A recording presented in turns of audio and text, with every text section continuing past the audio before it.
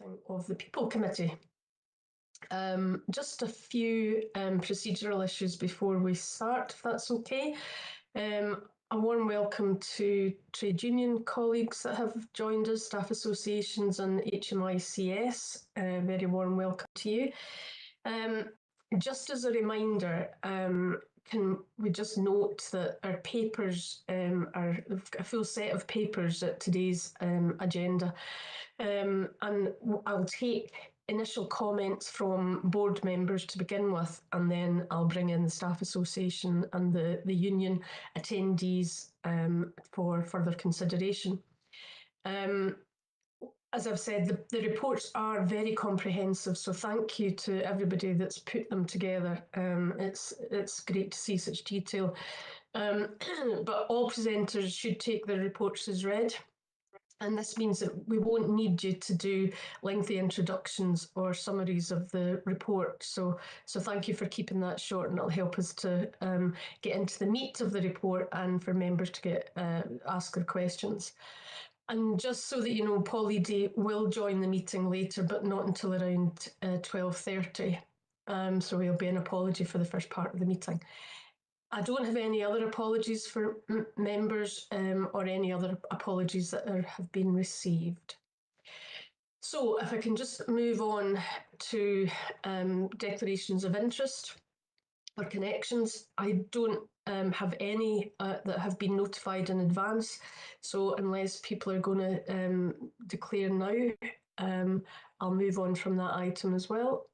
Don't see anybody's hand up, so I'll just move on. Item 1.3 is any decision taken since the last meeting of the committee.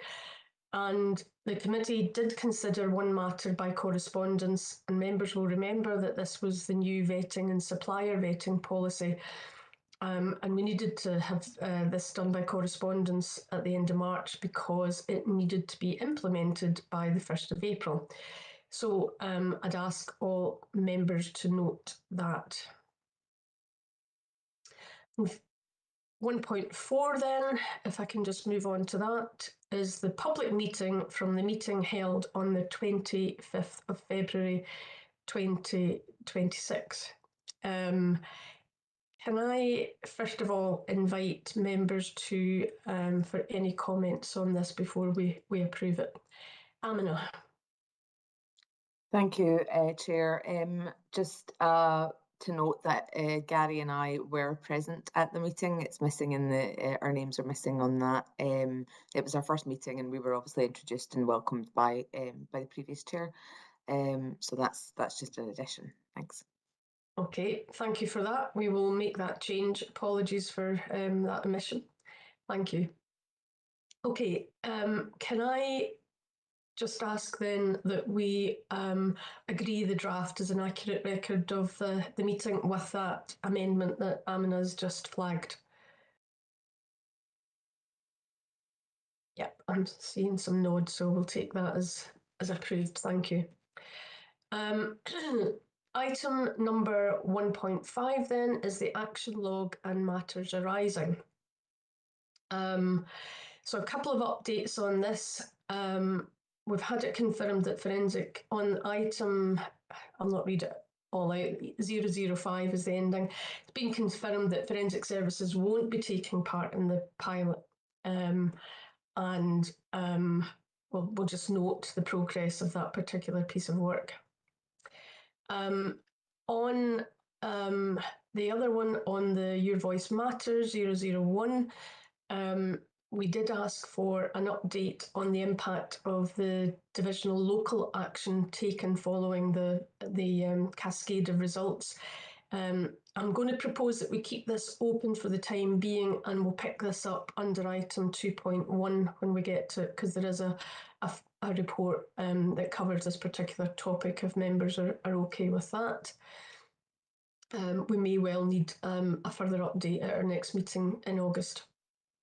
And the only other one is the overview of work being carried out by the Police Scotland Overtime Group was to be provided, and I'm not sure if Barry Chief Superintendent Barry Blair is here. Oh no, it's ACC Peyton. Please come in.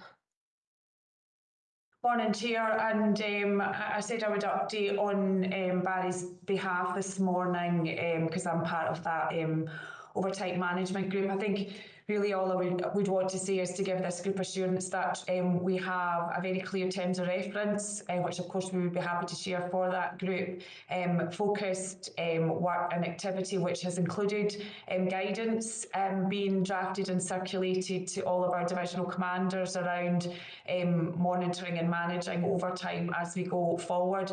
Of course, there were two challenges around obviously financial implications, but more broadly and of relevance for this group is the impact around our workforce more broadly in terms of increasing their working days and hours. Suffice to say that it's had an impact, that level of scrutiny and monitoring, if we look at period 1 and period 2, and we can certainly come back, but just to give assurance, Chair, that that terms of reference, that guidance and that continued scrutiny and focus is definitely supporting some key decisions in that area. Thank you. I know that it's something that has been raised in some of the other committees as well.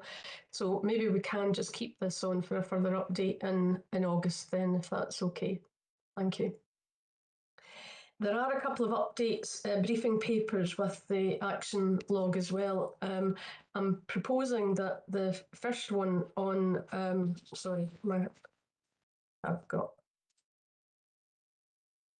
there was a paper on modified duties, which I think I've maybe skipped over. Anyway, I'm proposing that we'll pick that up when we get to the Q4 year-end report, because there's an element there, and I know that there are some members who want to pick it up, specific questions then. So, with that, if everybody is content, I'll move on to, one final one, 1.6. Decisions on taking business in private.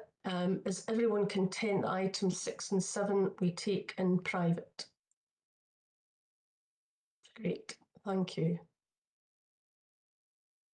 So, moving on to section 2, wellbeing. 2.1 is Your Voice Matters, the activity update. So thank you to Leslie for the report. Sorry. Apologies. Thank you for the report, and I'll pass over to you just for a brief introduction, please. Thank you, Chair. So yes, I'll take the paper as read and just go through the key areas for noting in any discussion.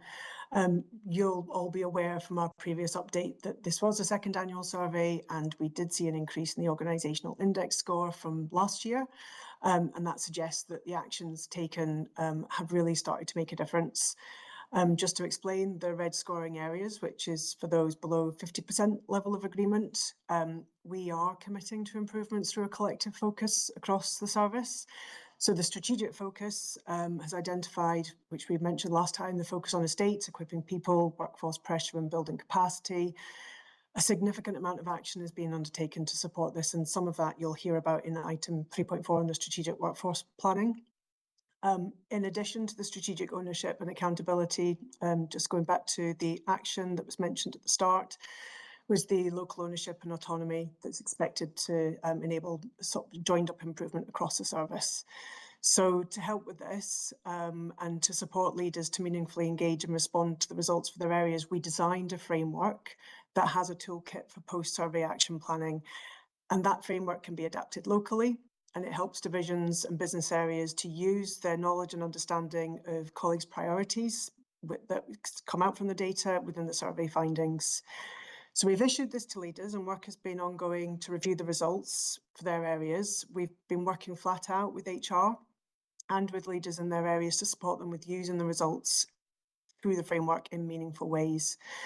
So you'll see from the paper some really good tangible examples of where this has been taken forward.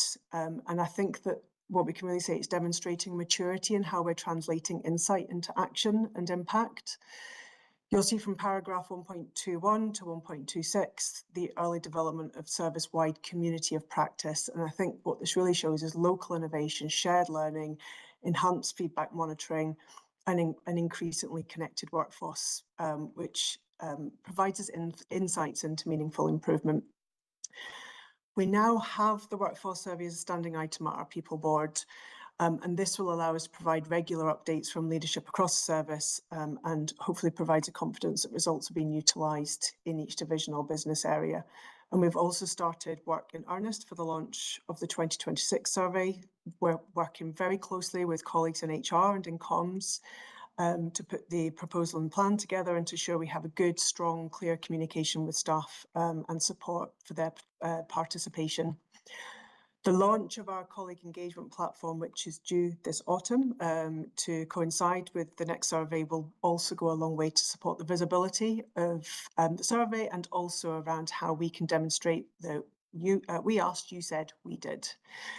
So I'll just invite any comments, any feedback. Just to say, I've also that Dr. Lewis Clark has joined me today for any questions that he may also want to pick up. Thank you, Chair. Thank you, Leslie, and thanks for the report.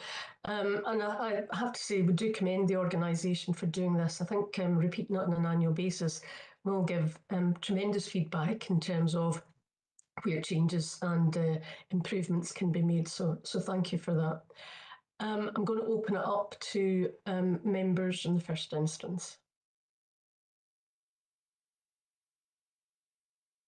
Amina. Thanks. Thank you, Leslie, for the update. Just a couple of points for me. I guess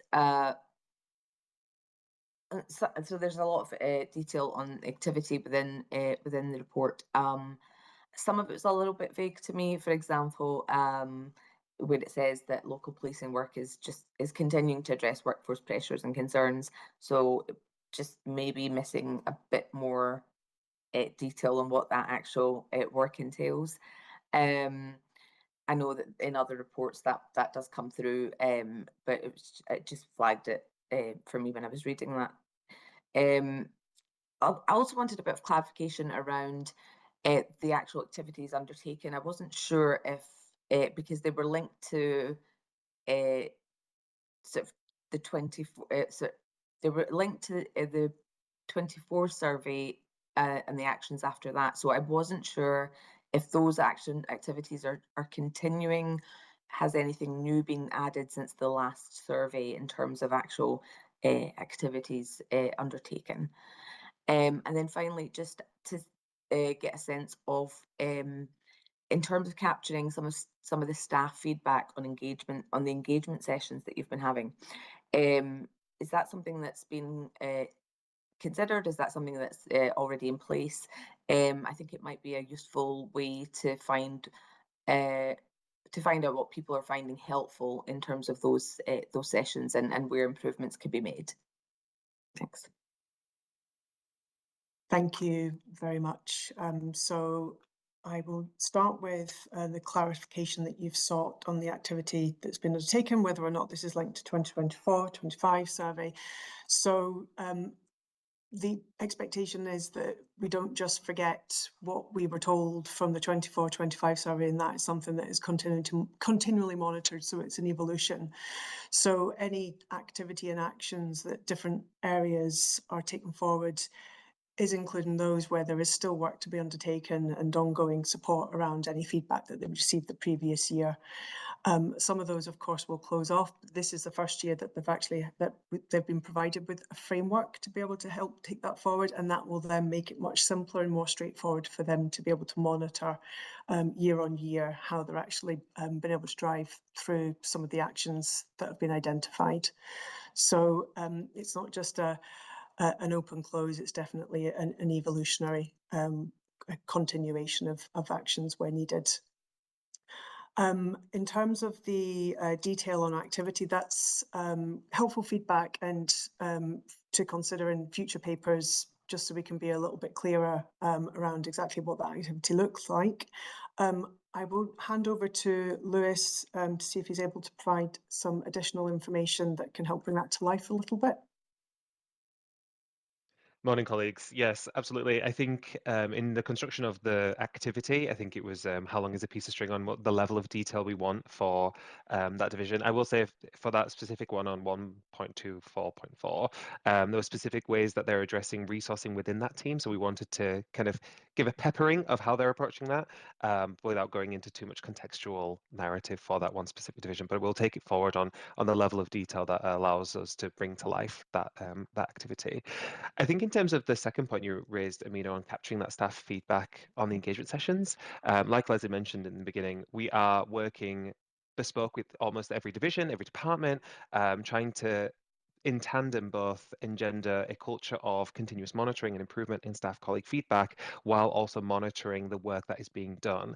And as mentioned in the framework, our digital reporting toolkit does exactly that. We are asking colleagues to map what activity are you doing? What is that relevant to the Your Voice Matters? Who was the audience? What did you do? And how was that feedback given? So I think as an emerging picture, that digital toolkit, which is service wide, will give us a way to kind of raise out what is being done at a divisional level across the organisation, but also allow us to translate to colleagues what's being done that they may not have known in a different division in a different way, but addressing the same Your Voice Matters results.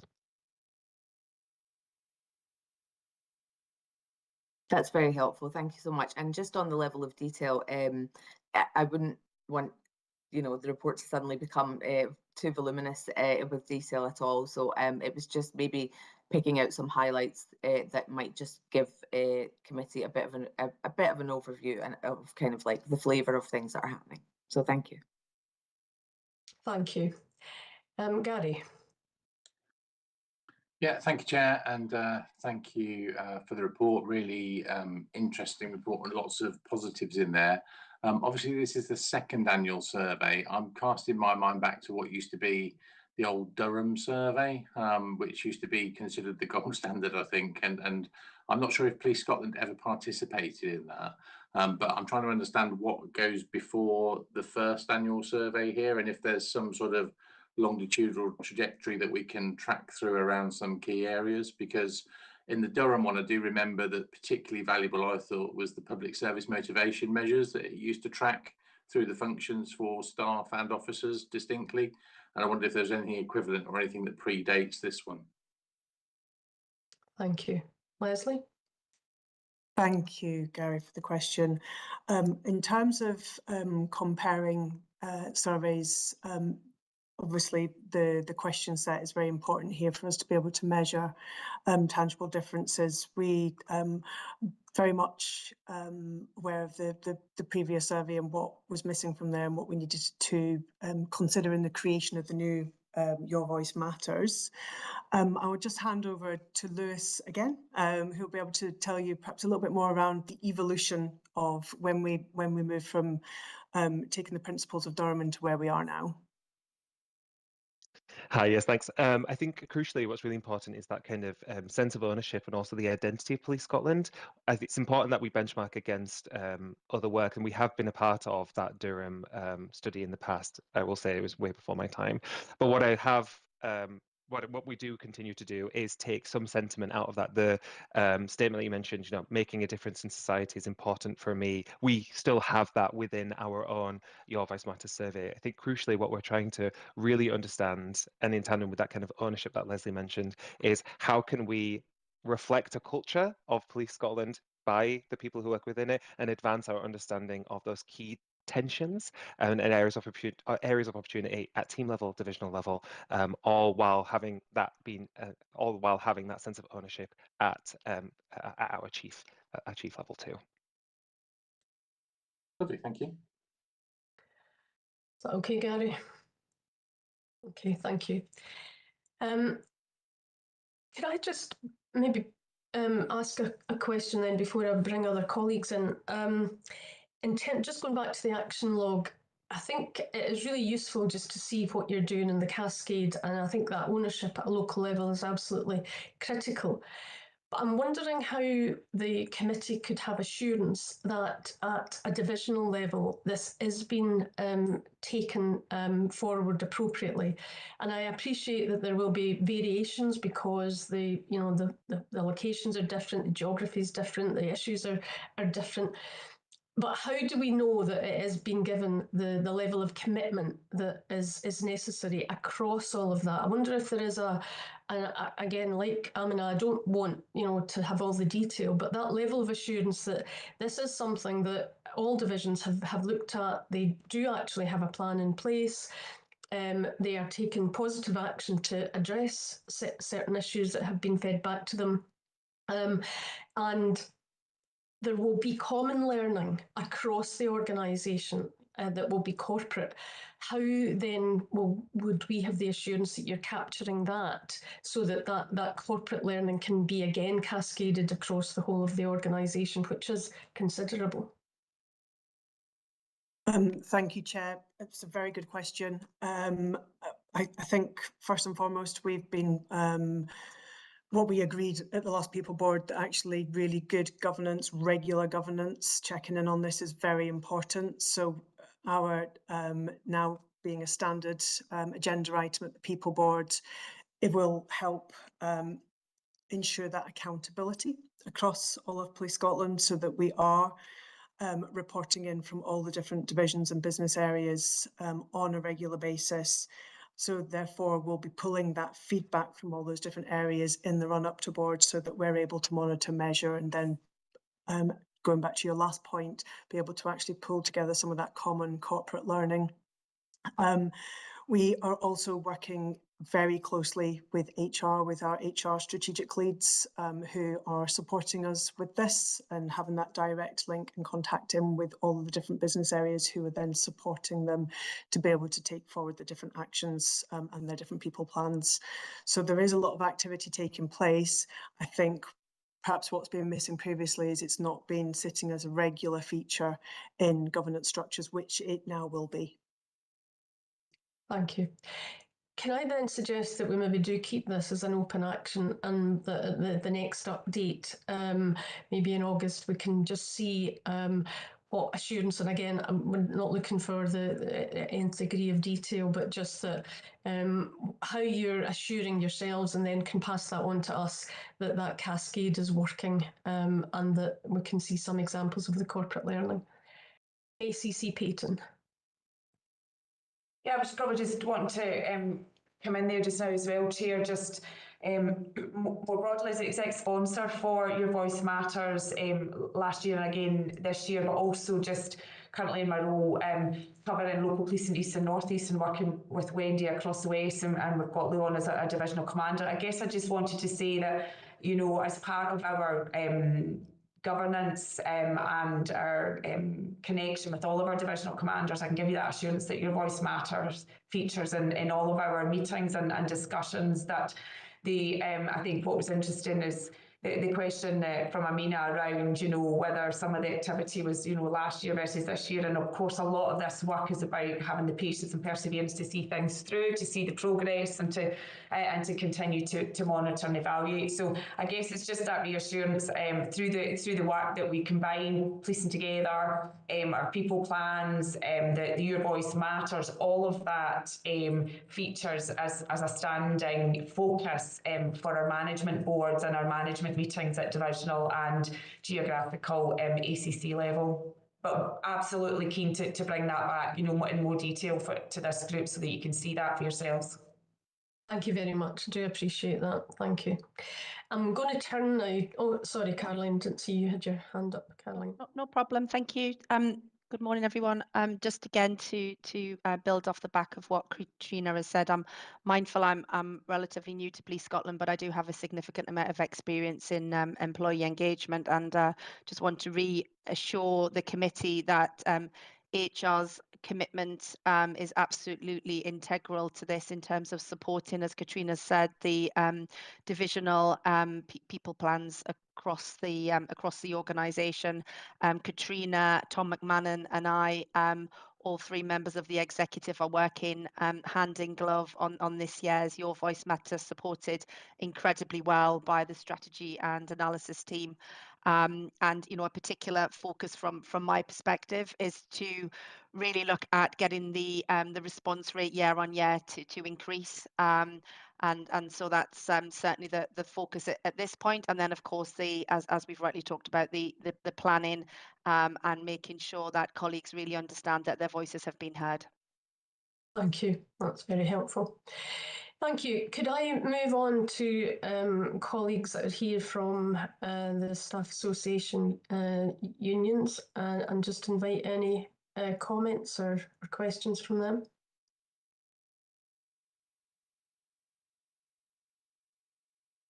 I've got Dave. Thanks, Chair. Just observation from me. I don't think we're allowed to ask questions, but it's not any different from what we've already heard in the discussions. It's we welcome the breadth of the post-survey activity on this, but it says in the papers themselves that the communication activity can only go so far, and that the meaningful change is what our colleagues will judge us on, and we absolutely at Unison, we echo that. We have to actually see that action taking place and not just discussion, so that people are then more confident to bring forward their issues and that their voice is being heard in that. And I think the action plan could definitely engage whether that, I don't know whether that's perhaps where we're sort of lacking resource at the moment to cover it, but could definitely do it at divisional level with trade union engagement, because I see the diversity staff associations are receiving input on that, but it is a statutory trade union that is the police staff voice that's important in all of this. That would be my observations, Chair. Thank you. That's useful, and I'm sure Leslie and the team will take that on board. Thank you very much. I'm not sure who came in first, but I'm just going to go with Brian and then Stuart. Thanks, Chair. The only observation from an SPF perspective of speaking to the officers in the front line, we appreciate the efforts of the survey, and we appreciate the fact that officers raise concerns to the survey and the communication between themselves and senior management. But if you have the continual survey happening every year, and yet the officers on the ground don't see specific changes to their working environment because of their voices being heard, but no action behind that, and in 9 times out of 10, the reason there's no significant change is because of the challenges we have with funding for Police Scotland. So if you have constant surveys coming through expecting the membership to identify challenges, but they don't see any change, that can actually have a negative impact on morale on the front line. It really is a challenge, just balancing out the resources against the competing demands, Brian. I can absolutely appreciate that.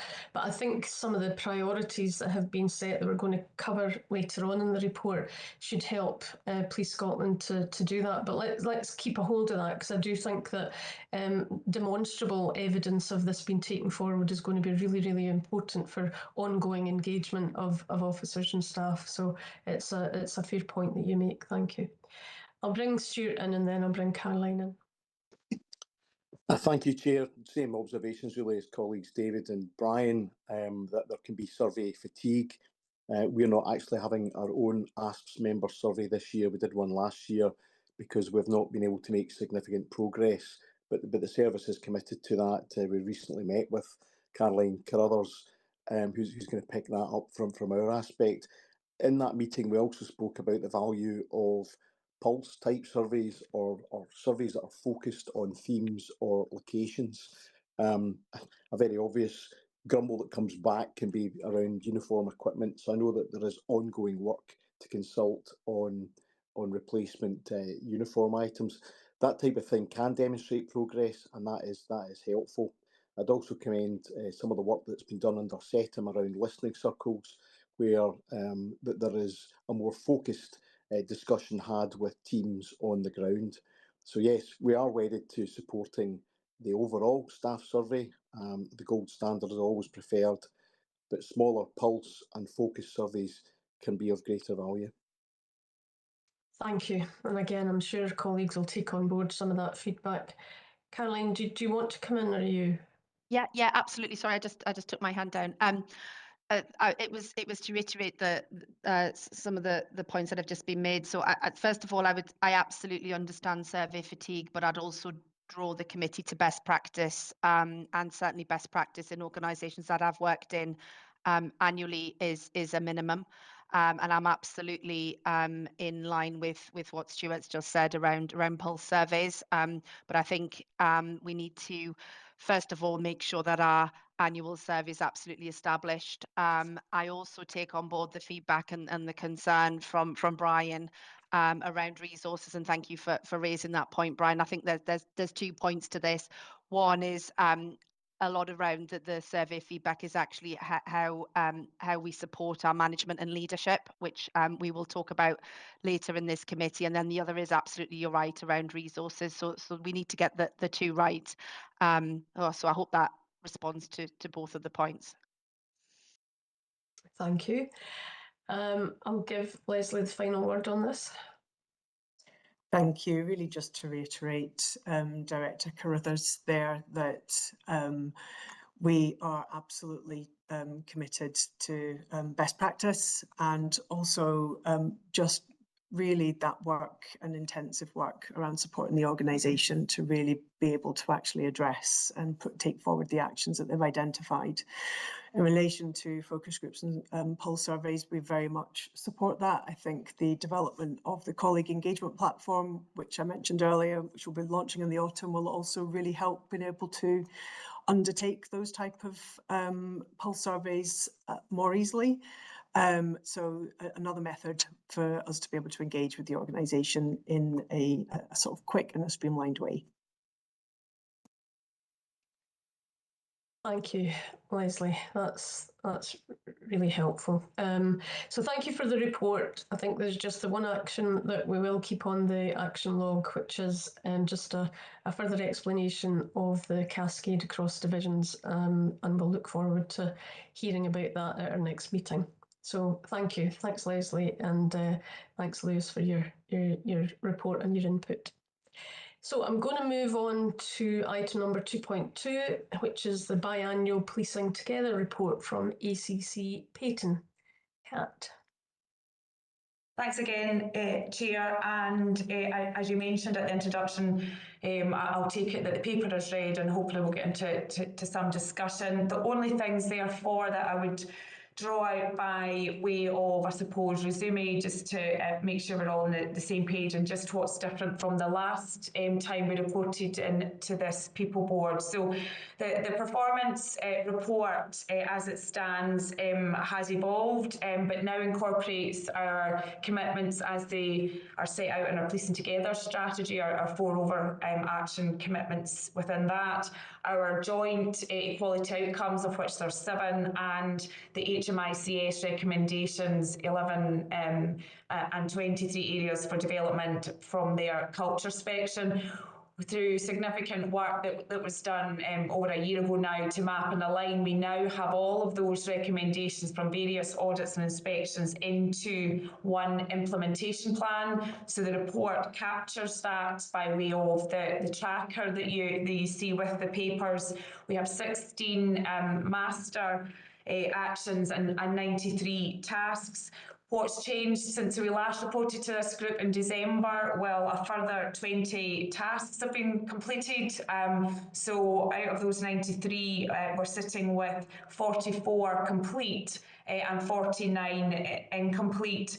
But I guess the final point I would just want to mention before opening it up, Chair, following the feedback from the last People Committee, there was a desire to see timescales aligned to some of those ongoing activities and actions. So you'll see that the paper is very clear around not just the activity that's ongoing, but when that activity is due to conclude.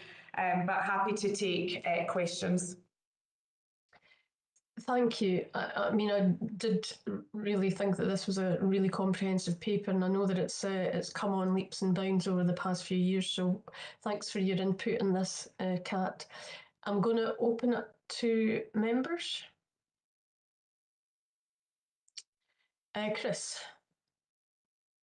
Thanks, Chair, and thanks, Katrina. And obviously, although new to this committee, I was previously involved in the oversight group, and prior to that in the independent review group. So we just want to echo the chair's remarks there about the way in which this has evolved over time. It's really encouraging to see.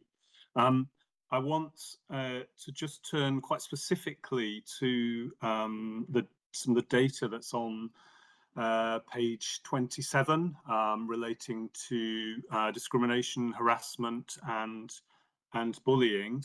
And obviously, again, it's helpful to see a level of disaggregation here, and it's encouraging to see that the number of allegations is decreasing. However, I guess what concerns me is that we don't have a sufficiently clear picture here of the understanding of the relationship between experiences of discrimination, perceived experiences of discrimination and harassment, and protected characteristics. Because what we've got is some disaggregation based on respondent profile, and of course individuals responding may have more than one protected characteristic, and we've also got the rolling into the data of bullying. And I think what we need to enable a kind of root cause analysis is to understand what's driving the data in terms of experiences of discrimination and harassment in relation to protected characteristics. So what's causing people to make the allegations that they're making? So whether that's an issue of further disaggregation or survey refinement, I'm interested to hear, but I think it's really important to enable that clarity of understanding and the action that we need to take in response to that understanding. Thanks, Chair. Thank you. Kat.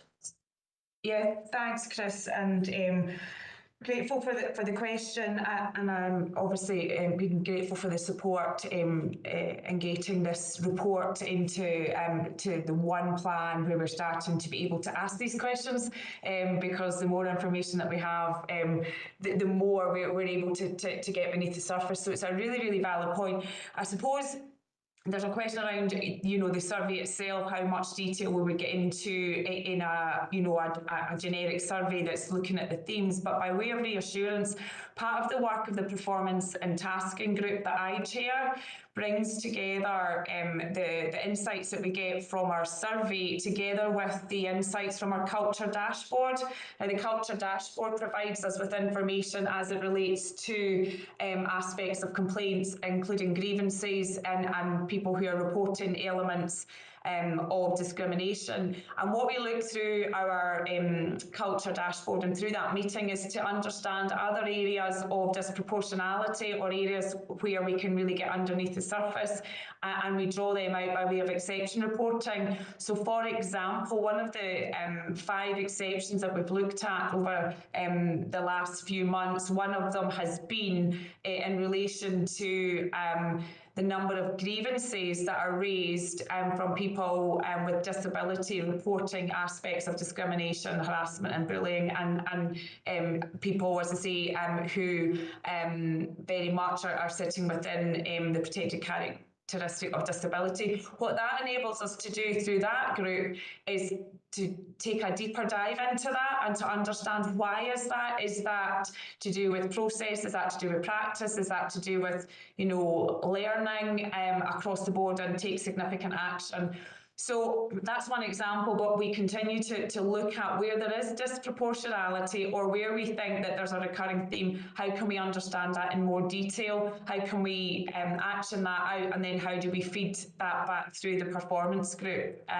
So hopefully that gives you a sense that the statistics are one thing, of course, but we are continuing to look underneath the surface. But I am very cognizant of what you're saying. Bringing all that together is to get the understanding, what is that felt experience for people in each of those protected characteristic groups.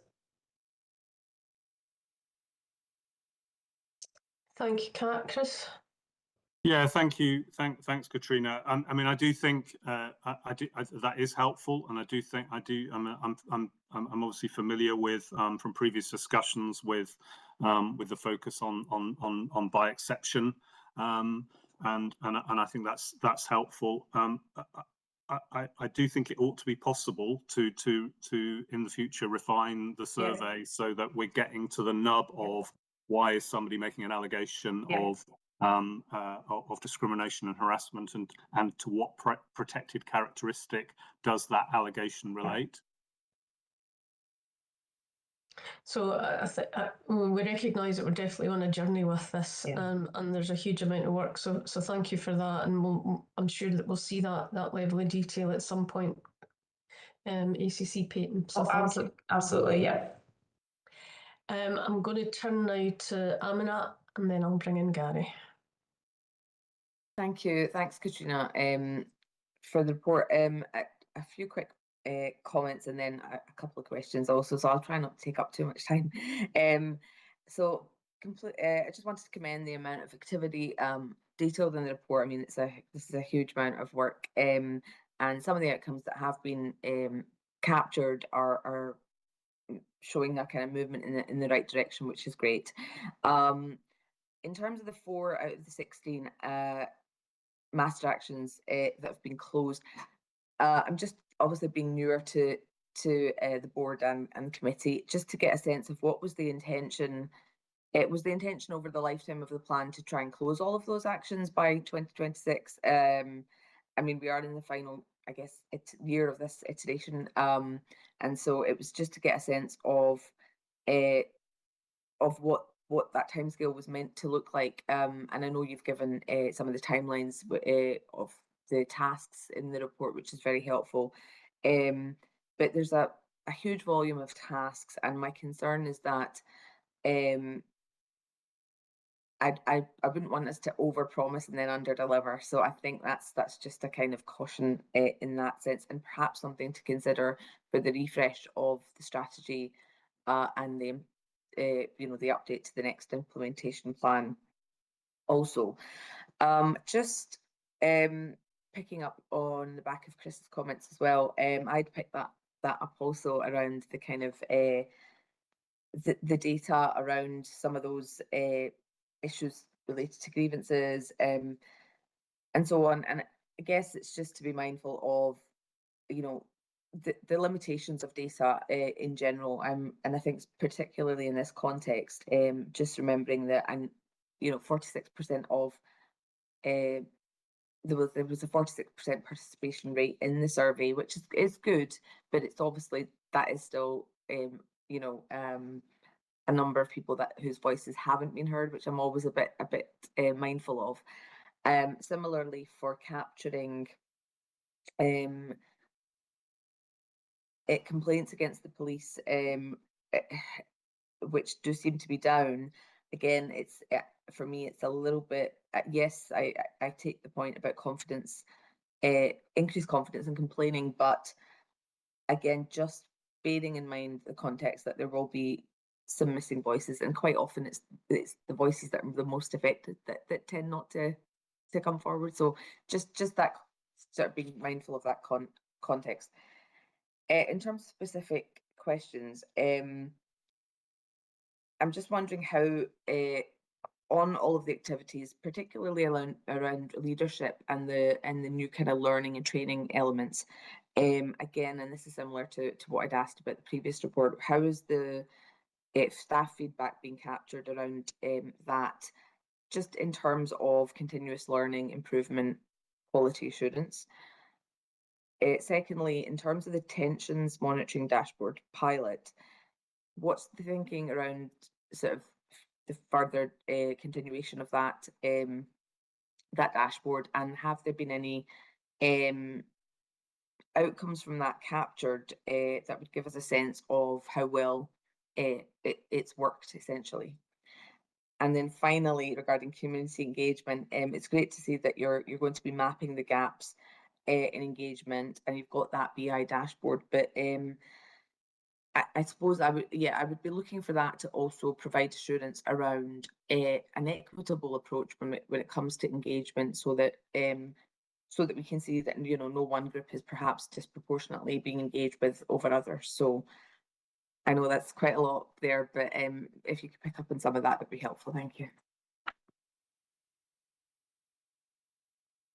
Thanks, Amina, and I'm really grateful for your broader comments and your questions. Just to touch on some of the comments before I turn to the questions, you're absolutely right around a focus of not wanting to overpromise and underdeliver, and there's a lot of activity there. Therein lay the challenge when I came into post in 2024, the number of actions, the number of recommendations, reports, as it all related to the aspect of how people feel about policing, both internally and externally. And so part of the work that I mentioned earlier to map and align was to bring us into having a single plan, so that anything else that comes into the organisation, we don't accept recommendation or views until we have looked at it through the lens of the work that we've already got ongoing. The most recent citizens panel is a good example of that, where a number of recommendations were given to us, and the first thing that we do is look at them through the lens of what do we currently have ongoing. So we're not just absorbing more,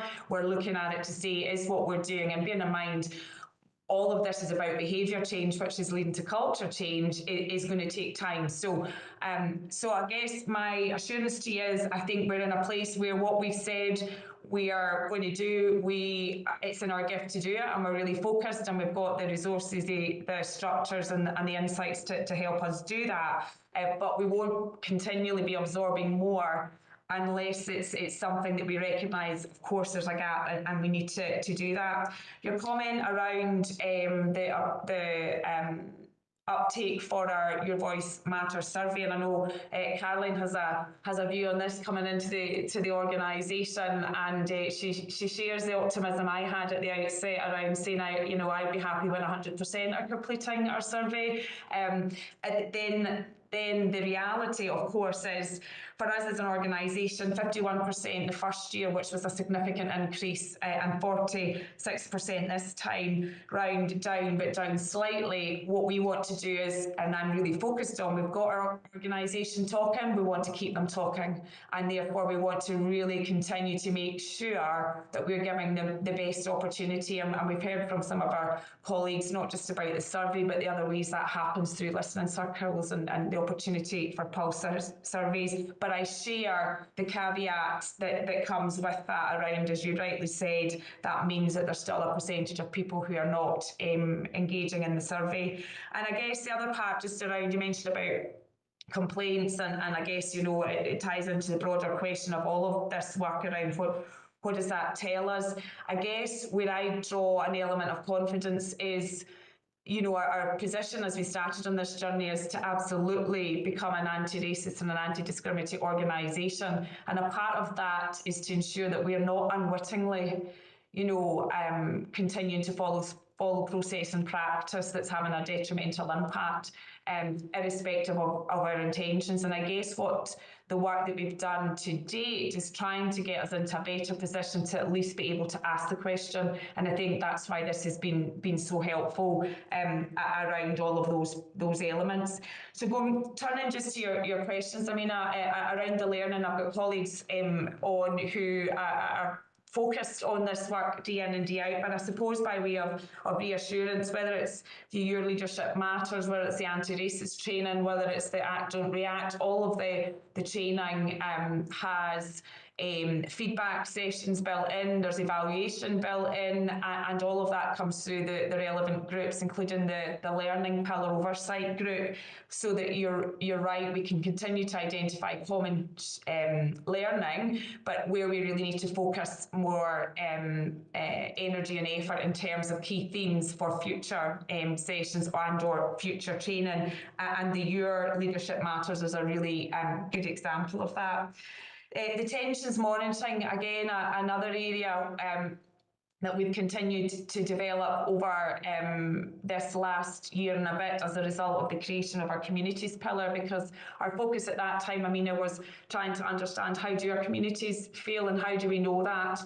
And so through the work of the community relations specialists that you'll see that the report draws out and the engagement that they've been having together with our local officers and staff. How are we able to harness all of that knowledge and information to give us a sense as to how communities are feeling, and more importantly, communities that are not engaging with us?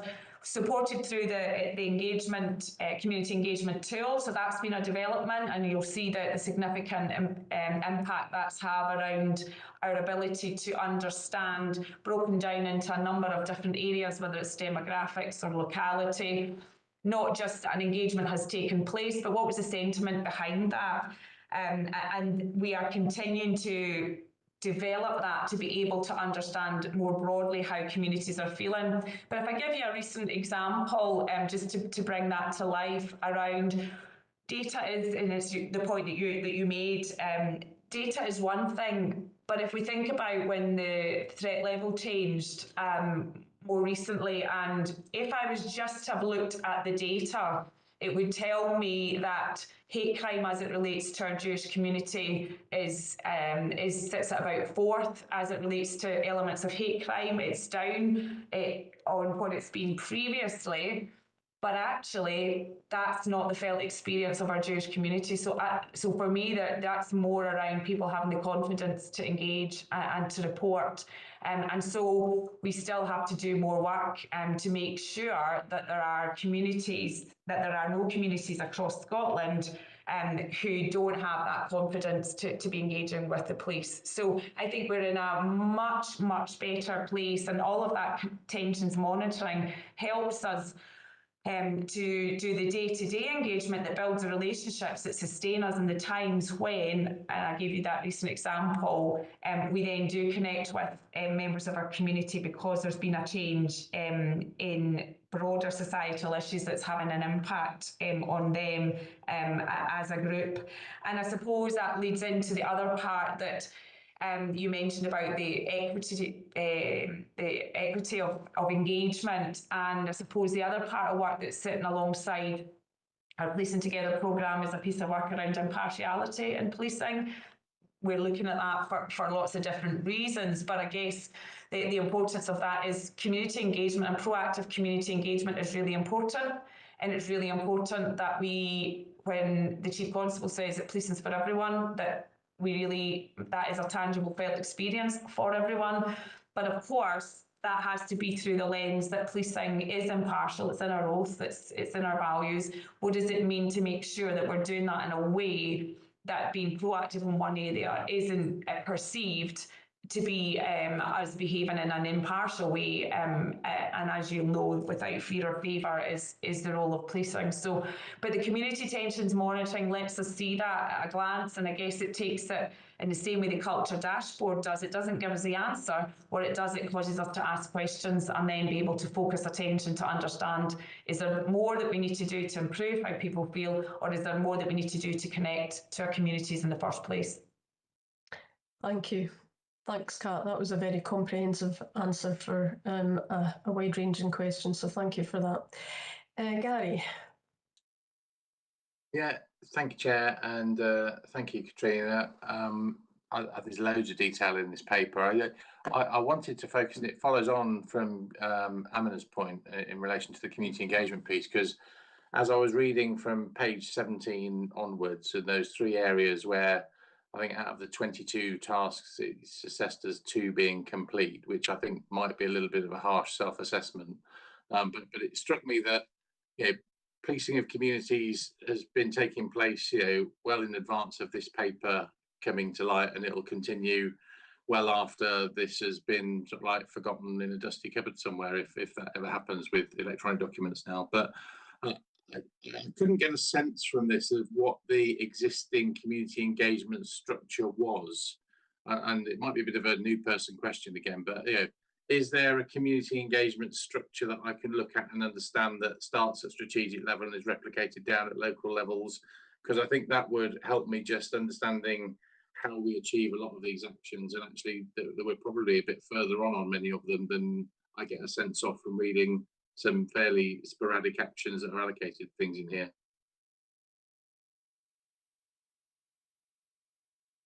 Thanks, Gary. My short question is there any, what's the existing structure for community engagement?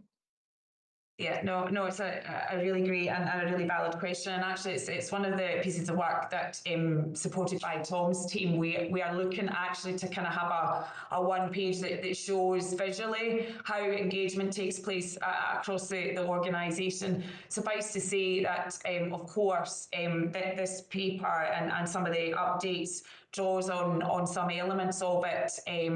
Nationally coordinated engagement, through our understanding of tensions, reporting, etc. But of course, as you've rightly alluded to, Gary, engagement's taking place on a day-to-day basis from, community officers, from divisional commanders, strategic engagement, community engagement, etc. Part of the community engagement tool was to try and help us visualise that, the practicalities of that. So when that engagement's taking place, whether it's reactive, proactive engagement, officers are completing. So we're starting to get a better understanding of that. But in answer to your question, we have actually asked for that for ourselves to understand, what does strategic engagement look like? What does that look like at a divisional level and a community level? So I would be happy to share that with you once we have that. Yeah, that's lovely. Thanks, Kat. Really helpful. Thank you. And again, thanks for the report, Kat. I'm going to turn to Brian, Stuart and David now for any thoughts.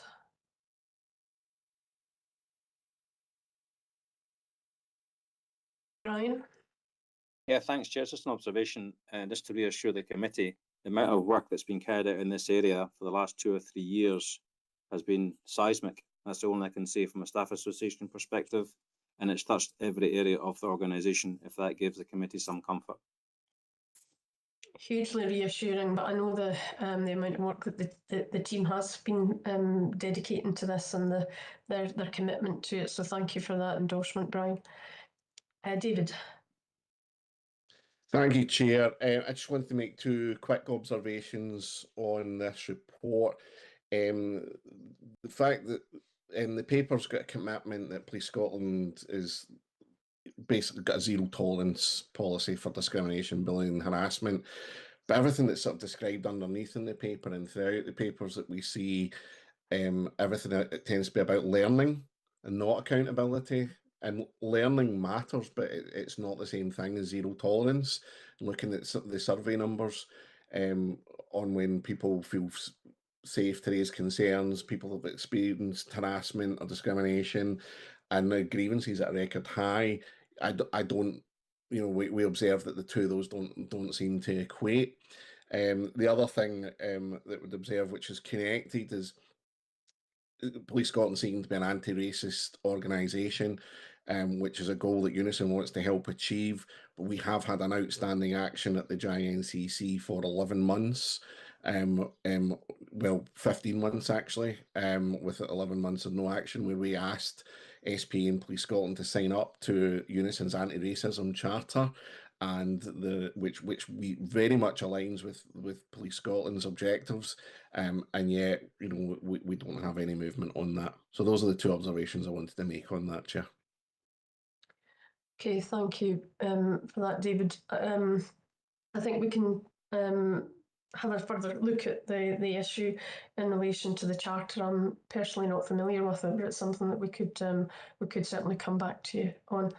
I'll bring in Stuart, and then if there's any final points that anybody wants to make, we can listen to that. Stuart.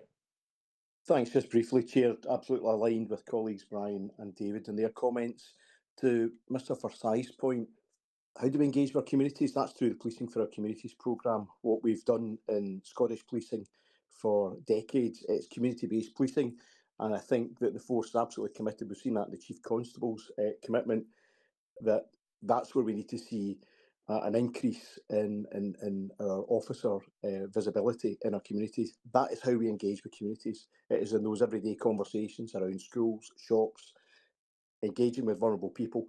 That's what then feeds back into we're policing together, trying to wrangle all of that data, and we've seen different models evolve over the last few years. I think the model now has settled. Recent meetings with ACC Payton I spoke about policing together being the brand that's strongest for Police Scotland and the watermark that should go through everything. But it's our staff and officers in local communities. That is how we engage, and that's the model that we should be pursuing. Thank you. I think we would definitely concur with that. That's for sure. Kat, is there anything that you wanted just to say in response to those comments?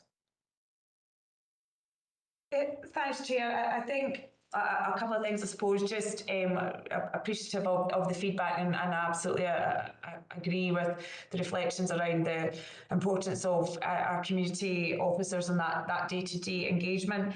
Just, David, I'm happy to have further conversations. I know we have had previous meetings, so that's perhaps one that we can take offline, and I'll give you a further update, Chair, around the anti-racist charter. And I guess the element around zero tolerance versus learning, and I guess for me, where we're able to influence behaviour by, and often that is through people choosing to alter their behaviour, is really, really important. And of course, encouraging reporting because action will be taken can be seen as a positive, but you're absolutely right, there's so much more needs to be done, specifically as it relates to how people feel, particularly in the space of bullying and harassment. But I guess our first point is that we really have acknowledged that, and we have got the structures in place, but it's the so what now, isn't it? It's the how is that starting to influence and change behaviour across all of our staff. So I'm grateful for the feedback and the comments. Thank you, and thanks for picking up on those specific points that were raised. Appreciate that. So we're running slightly behind time, so let me just move on. We're moving into the strategy, policy and planning arena. And paper 3.1 is the Q4 and year-end workforce strategy dashboard. And Caroline, you starting with this one?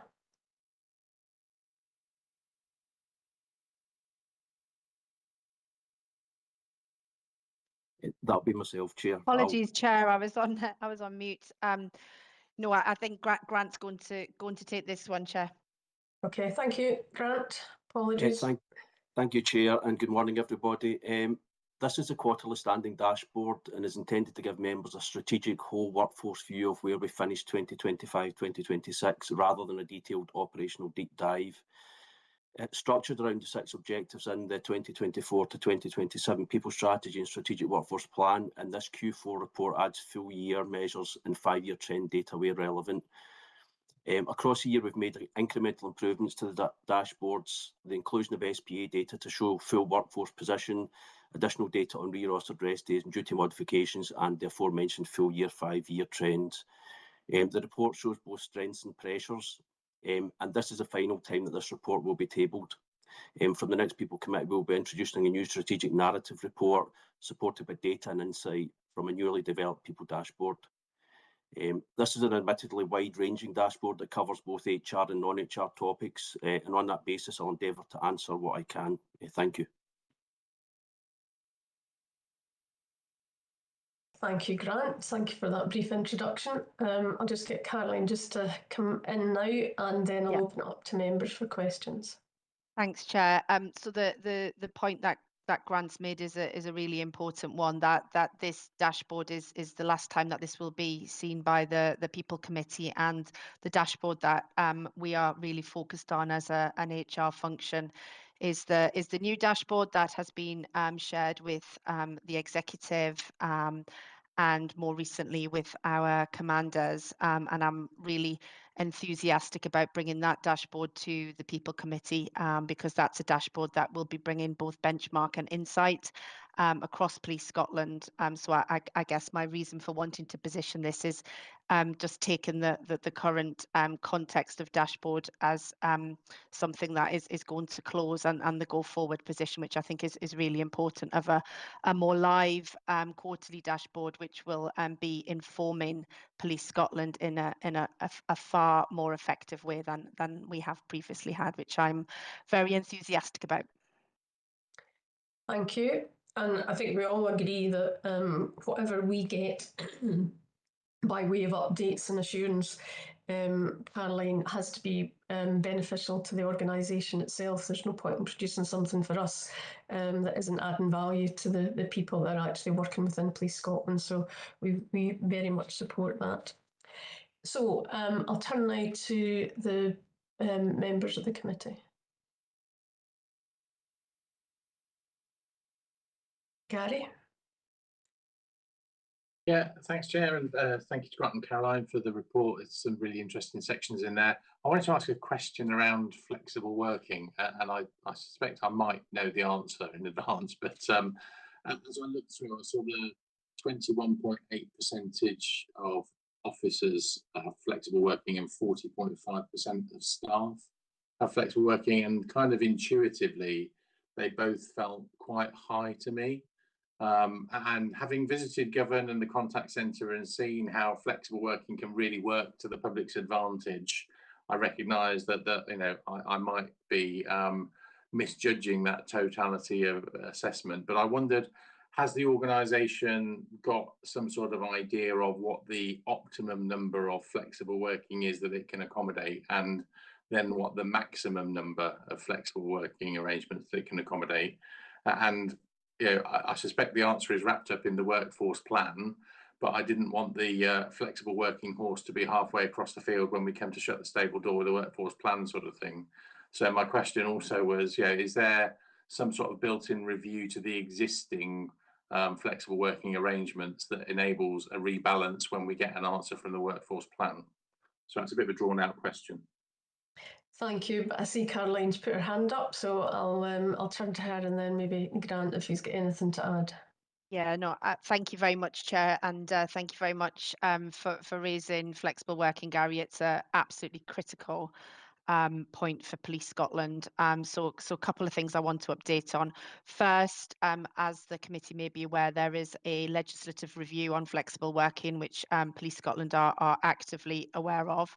And then secondly, in addition to that, Police Scotland are reviewing our own approach to flexible working.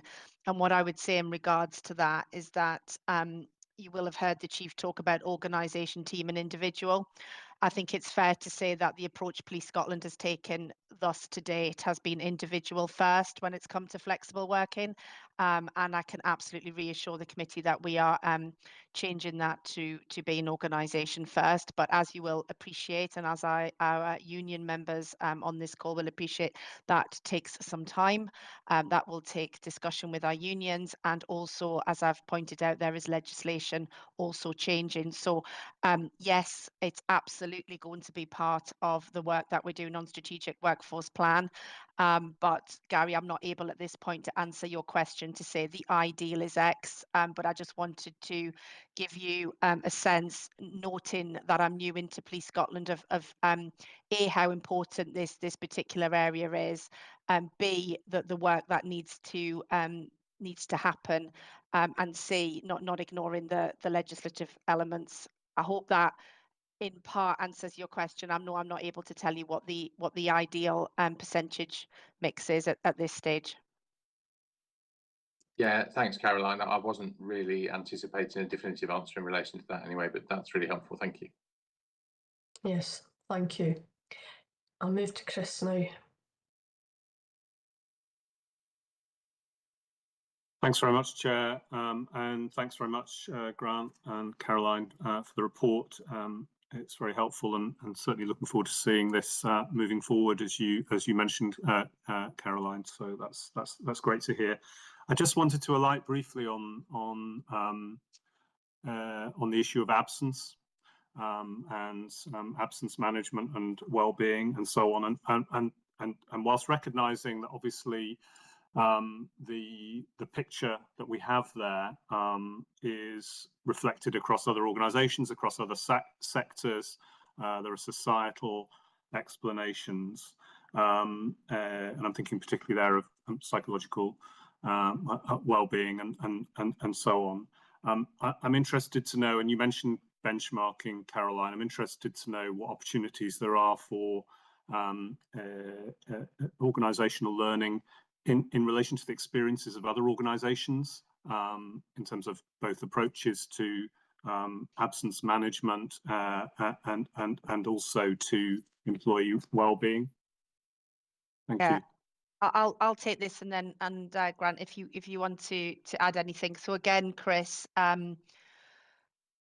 really high priority for the HR function and for Police Scotland. I'm pleased to say that in the recent dashboard that I shared with the executive, we are starting to see a very slight downtick in absence, and that's I would say in part due to really actively working with our operational colleagues in leadership and line management positions in terms of managing absence. So some good work happening there, some new processes in place around reviewing absence, periods of absence, and just good practice happening across the organisation.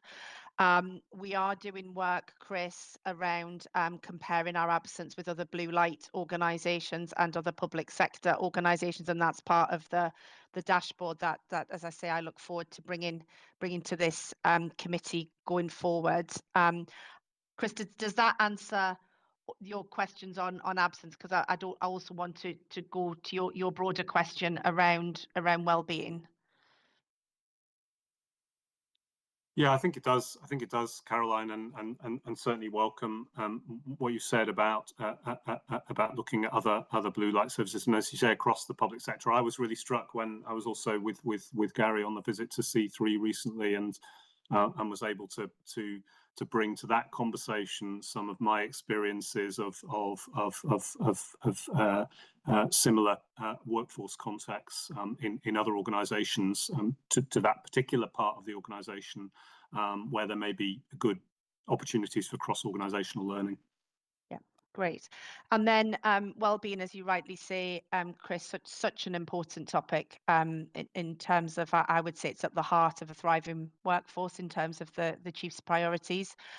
So again, significant amounts of work underway within our entirety of well-being portfolio. And again, I would recommend to the chair that this is another area that we bring to the committee to share the depth of work that we're doing in this space. I don't think I could do it justice in just a quick response here, Chris, if that's okay. Thank you, Chris. No, absolutely, and I recognise that. I recognise it's something for us to come back to and explore in more detail. So thanks for the assurance in that regard.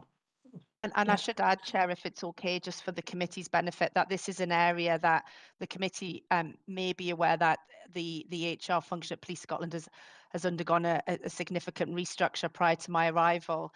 And one of the areas, two of the areas that I should just mention where we have moved resource to build greater capability are in well-being, and I would like the committee to meet with Damien Shannon, who's the head of well-being at some point, if that hasn't happened already, and also in the space of leadership development and performance, which we've got Amber who'll be presenting later today. So I think that's just important context for the committee to see where we've added resources and where we are putting a lot of focus.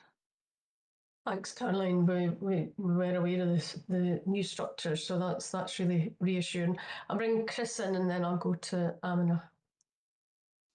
Thanks, Chair, and thanks again, Caroline. And I guess just to reinforce the point that my point in raising it briefly today is precisely to illustrate the need for us to focus on well-being as an area of priority for the committee. So thank you. And it is something that we're looking at in terms of our priorities. So we'll be able to make sure that does feature, Chris. Amina, and then I'll bring Gary back in again. Thanks. Thank you, Caroline. And yeah, that was really helpful. And I think I agree with the other comments about the usefulness of having a bit more of a well, not so much a deeper dive, but just more discussion around the wellbeing. Particularly, I noted that, and on the back of the policing together update that the stress impact seems to be highest for our policing together staff, and I'd be quite keen to understand what some of the reasonings behind that at a future discussion. Just wanted to ask a couple of things. One was in relation to, so in the report itself, the slides that on outcome 2, there wasn't much, I don't think there was any accompanying narrative for some of that data. But I did want to ask around staff in acting and temporary ranks, which is still at an elevated level, and just to get a sense of how that is being managed, and what kind of actions are in place to try and mitigate some of the risks there. Similarly, around probationer turnover, which is at its highest level again since 23-24. Personal reasons for resignation. I suppose, is there any information coming through from the exit interviews that would give us a bit more insight into some of that, the reasonings for those leavers? Okay, thank you. Quite a few points there, Amina. I'm going to get Grant to answer the first points, and then Heather, I think if you could come in on the probationers, if that's okay, please. Apologies, Caroline. I would ask Heather to articulate on the acting and temporary rank aspect as Okay, well. It's not great. something that's my remit. Thanks. Hi there. Thank you. I will cover acting and temping just now. It is part of our, as we run promotion processes every year, we obviously have to act and temp if people fall out with, that timeline. I think sometimes the false narrative around it just now is we have a sergeant's process where every sergeant now going into that 12 months probation or sergeant's period comes under temporary. That didn't used to happen because you used to actually have a diploma and then you would go into your sergeant's post. Now PDLP, you are in a temporary rank for those 12 months whilst you do your studies alongside being in that role. So in actual fact, the data from Monday, the 1st of June, temp and acting are under 300 in total for the first time probably in a long time. So the DCCs are signing off those now, so we actually have a very good grip of it at the moment. But where we see it rising is if we do have too many temporary chief supers or superintendents, the chains underneath that have acting and temporary in it. And that's when we can increase it. So in our workforce plan, the priority is always to make sure that if a chief super is leaving or retiring, the plan's in place to backfill that, and then also this, the following superintendents. So when we plan for our promotion parades, we try to make sure that we're going to capture them at the right time, or when we predict retirals, etc. So the temp and acting was one of our reviews. And we have definitely seen that decreasing, which is good for us.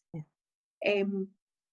Moving on to the probationers, I think in 24-25, I think we had 69 probationers left within 2 years, and then 25-26 we had 82, so it has increased, and that increase sits actually within probably the first year of them landing at Police Scotland. And I think there's a number of reasons for that. One, the Chief Constable has made it quite clear that you are not leaving Tullyallen after your 15 weeks course unless you are deployable at division. Therefore, we have seen an increase in sort of Reg 9. You've not met the standards and you will have to leave the organisation.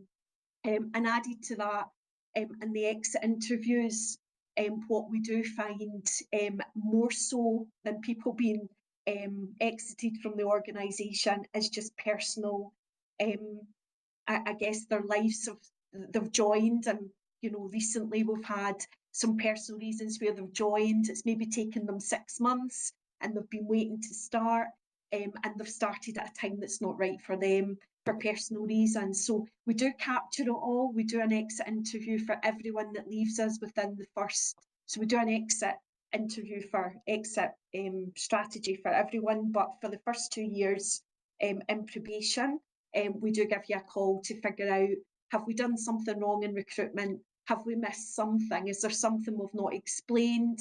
And also to find out if there's something that we could have caught before they left.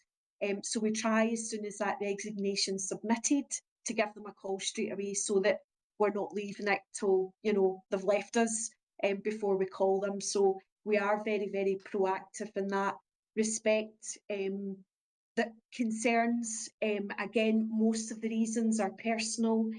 For the people that have been very honest, I think sometimes the reality of working shifts in frontline policing and the amount of paperwork they have is something that, whilst we articulate it in the recruitment journey, it's a lived experience that you can only experience once you're there.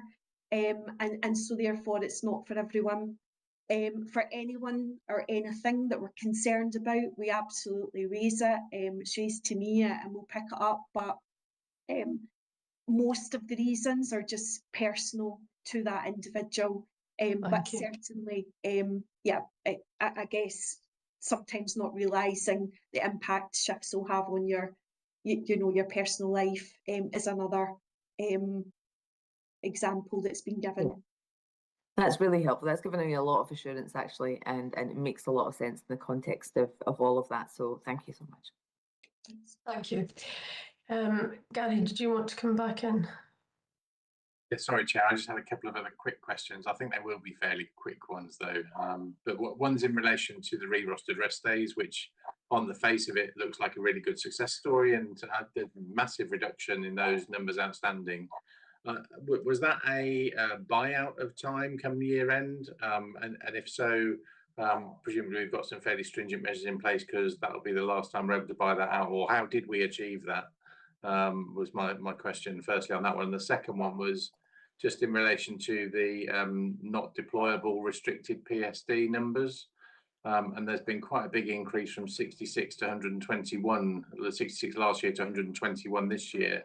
I wondered what was driving that, and of that 121, are there any numbers within that that are subject to service confidence procedures, and can we expect that to come down? I'm not sure that we've got people that might be able to answer the... Yeah, I'm not sure either, Angela. I certainly can't. Gary, cards on table. Grant? Firstly, on the point, re-rostered rest days, Gary, that's a continued reduction due to sustained management focus and policy application. So it's driving down the rest day banks, and the regulatory position's been applied on that. So there's a lot of work been done by our RDU colleagues and divisional departmental management to manage that down to as near zero as possible. The wider point around about PSD restrictions, it will be for conduct related matters and taking people away from the operational sphere, but we don't have any breakdown of that beyond that, Gary, unfortunately. That's fine, thanks. Perhaps one that goes into complaints and conduct, Angela, to have a look at that. I'm sure they probably are anyway, but yeah, something in the chat as well. I'm sure it is. Okay, thank you for all of those questions. I just wanted to go back to the earlier paper on modified duties as well, and notwithstanding the success in re-rostered rest days, I'm just wondering whether we really do need to keep an eye on the modified duties. Not only is it an issue for Police Scotland, but it is being picked up by successive audits. And despite, I know, the amount of hard work that is going into it, we're just not seeing the change there. So I just wondered if in a future paper, I'm not asking for a separate paper, but something that could be have a bit more detail about how that might change. And I'm just wondering whether or not there is benchmarking that is taking place with other organisations. Caroline. Thanks, Angela. Again, it sits in that priority category alongside absence flexible working. And so I can update the committee that this is absolutely top priority. And the top priority is really the root cause of duty modifications. And to your question, Angela, yes, we are looking at benchmark, and in fact, myself and key members of my team are meeting colleagues from the MOD in the next couple of weeks, and preparing a report for the Chief Constable and deputies in early July. So I would be comfortable to come back to the August People Committee with an update on that. Thank you. That'd be really helpful. And I do appreciate the amount of work that's going on and the effort in terms of well-being. So thank you for that. I'll bring in our colleagues. See, Stuart, you've got your camera on, so I'll start with you. Well, thank you, Chair. Maybe just some observations that help give people like Gary further clarity. I think the forced mobilisation model, as well as what Grant's described as management policy focus, has greatly assisted the reduction in the cancellation of rest days, which is really important for particularly frontline officers who are having days off cancelled for major operations. But it is squeezing a balloon. It means it has an effect elsewhere in the organisation, and certainly our conversations with senior leaders in specialist roles will talk about the impact on their work by taking their officers away to put on a uniform and go and support a major operation or local policing activities. But generally speaking, it's a positive step. FMM, it's not been easily won. There's been a lot of people have had to work hard to deliver that, and we would certainly hope to see that continued focus.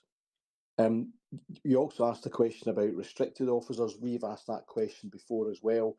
I think it's more in the space of non-deployable, where there's 142 restricted due to PSD. The observation we make as a staff association is that if it is not at gross misconduct, why is there a restriction? Because at the end of the misconduct proceedings, the only outcome from that is going to be a management action, and that the restriction will be immediately lifted. So we do ask our colleagues in PSD to look at that, but we've got to trust their professional judgment. Clearly, scrutiny in UK policing and on the back of a number of things that have happened over recent years, some terrible crimes committed, there is an absolute scrutiny on police officer conduct, but we do think that there could perhaps be some work in that area. Sticking with the modified, other observation would be it's nearly 1,700 officers who are adjusted, either deployable or not deployable. Is that permanent? And I suppose we need to have an understanding what has happened in the last 5 years that's taken us from below 1,000 to 2,600, and the bulk of that seems to be in adjusted duties. Is that sustainable going forward? That number is more than most of the legacy police forces in Scotland: Central, Fife, Tayside, Grampian. They were all smaller than 2,600. So that's the context of it. So I think the committee is absolutely right for its focus around that area. I don't have any other observations, but grateful to colleagues in HR who do share that detail and data with us, and we do have regular meetings with colleagues in various forums to discuss these issues. And just a last observation, we've got a new research officer who comes in and helps us develop policies. She was at a series of meetings last week, and she said, between health and safety, people, and other forums, we were all focusing on similar issues of concern. So I think the priorities are understood. Thanks, Stuart. And that context that you've just explained is really useful for the committee as well. So I really do appreciate that. And I'm sure that can be a feature in the future report. And it's good that you share our views. So thank you. Brian, David? Yes, thanks, Chair. I'll come in. Firstly, we've always commented on how we liked this dashboard. So I can only hope that the next dashboard is as clear and easy to understand and bring figures to the committee's attention. The observations that we have in the SPF, again, you can imagine, will be the welfare of officers on the front line. And again, you can see the year average of police assaults has gone up this year, again, despite additional training and officer safety training for officers in the front line. We can see the figure for full-time equivalents is down below 16,500. And then you have the number of officers on modified duties. That figure is staying static. And it's just an example of a workforce which is working harder than it's ever done before, with fewer number of people doing that, which has greater strains and stresses on the workforce. And then the final figure, which gives us concern, is obviously those voluntary leavers in the organisation. You know, historically, the police service was a service for life for 30 to 35 years. That's not being replicated now by the new generations joining the organisation. So if you have 729 people joining the service and you have 294 people who are leaving, that's just seeing an abstraction rate for this year alone of nearly 40%, be that probationers or experienced officers. And we have to address what is the resolution to keeping people in this organisation for that timescale, Chair. So I think that that's, again, a really useful observation. We're going to come on to subsequent reports that will help us to just look at that in a bit more detail. And obviously the strategic workforce plan, these are key elements that we'll have to, that the plan's going to have to address. So thank you for that, Brian. David. Thanks, Chair. It's 1 point from me on a similar theme. In this report, really the sharpest number that sticks out for me is that involuntary turnover. It's the highest in 2 years, and it's been driven almost entirely by temporary contracts that have ended because of financial constraints. So that's our members that are losing jobs.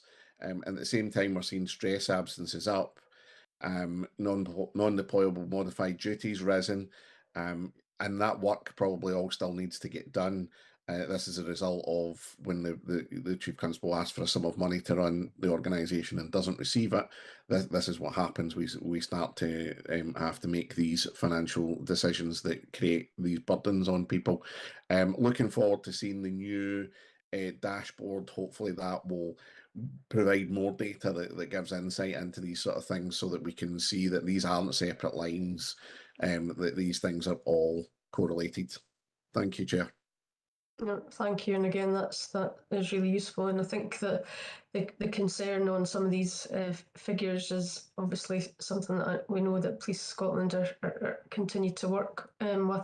The link between involuntary turnover and the temporary contracts just reinforces for me the importance of workforce planning as well, because I know that the Resources Committee is also looking at the medium-term financial plan, and making sure that we know what the workforce shape and numbers are going to be is critical in terms of determining that plan. So your point is well made. Thank you for that. I'm going to draw this item to close. Debs has just reminded me that there is an item on the next meeting of the committee on well-being, so the issues that have been raised earlier can certainly be picked up in that report. So thank you all for your contributions. Thank you, Grant, for a really comprehensive report. And there's a weight of expectation on what succeeds this particular one, so we'll look forward to seeing it in due course. Thank you. So I'm going to take Louise's report, and then you'll all be glad to know that we're going to have a break to stretch your legs. So I'll turn now to the biannual learning, training and development report. Louise. Thank you, Chair, and good morning, and thank you for the opportunity to update members on the delivery of training and also the organisation's focus on leadership, talent and performance. Two focuses for learning, training and development outlined in the paper continue to be a review of probationer training, which is fundamental. It's the entry point to officers in our organisation, and getting that training plan, the 2-year journey for probationers right, is a key for us in LTD. And we've also got a focus at the moment on the investigative mindset review, which we are currently undertaking in line with our specialist crime division colleagues. Leadership, talent and performance have a focus in the paper on the creation of a leadership development ecosystem and the building of management capabilities. As this is a joint report, Amber Greenwood also joins me on the call and will answer questions on the leadership, talent and performance aspects of the paper. So taking the papers as read, we're happy to take any questions. Okay, thank you very much. Again, thanks for the report. It's really clearly written and short, but packs a lot of detail, so thank you for that. I'll turn now to my colleagues. Any questions on this? If not. Could I just, oh no, Amina, I'll start with you then. Thanks very much, Louise. Just a couple of questions for me. One was on the essential learning. I suppose I'm just thinking about this in the context of the previous report, which showed to committee, which showed a decrease in training. So just to get a bit of clarification around sort of some of the anomalies there on what's, whether it's increasing or decreasing, and yeah, sorry, that's related to the completion rates. And in terms of leadership development in particular, a number of concerns about the accelerated leadership pathway through the review. So just wondering if you could give a bit of an indication as to, well, just for the broader interest of the committee, some of the concerns there, and also what the response is going to be in terms of mitigating actions going forward. And, sure. Sorry. Actually, that's all I have for just now. Thank you. Okay, thank you for the questions. I will cover the first question on the essential training aspect, and I'll pass over to Amber for detail on the accelerated leadership pathway.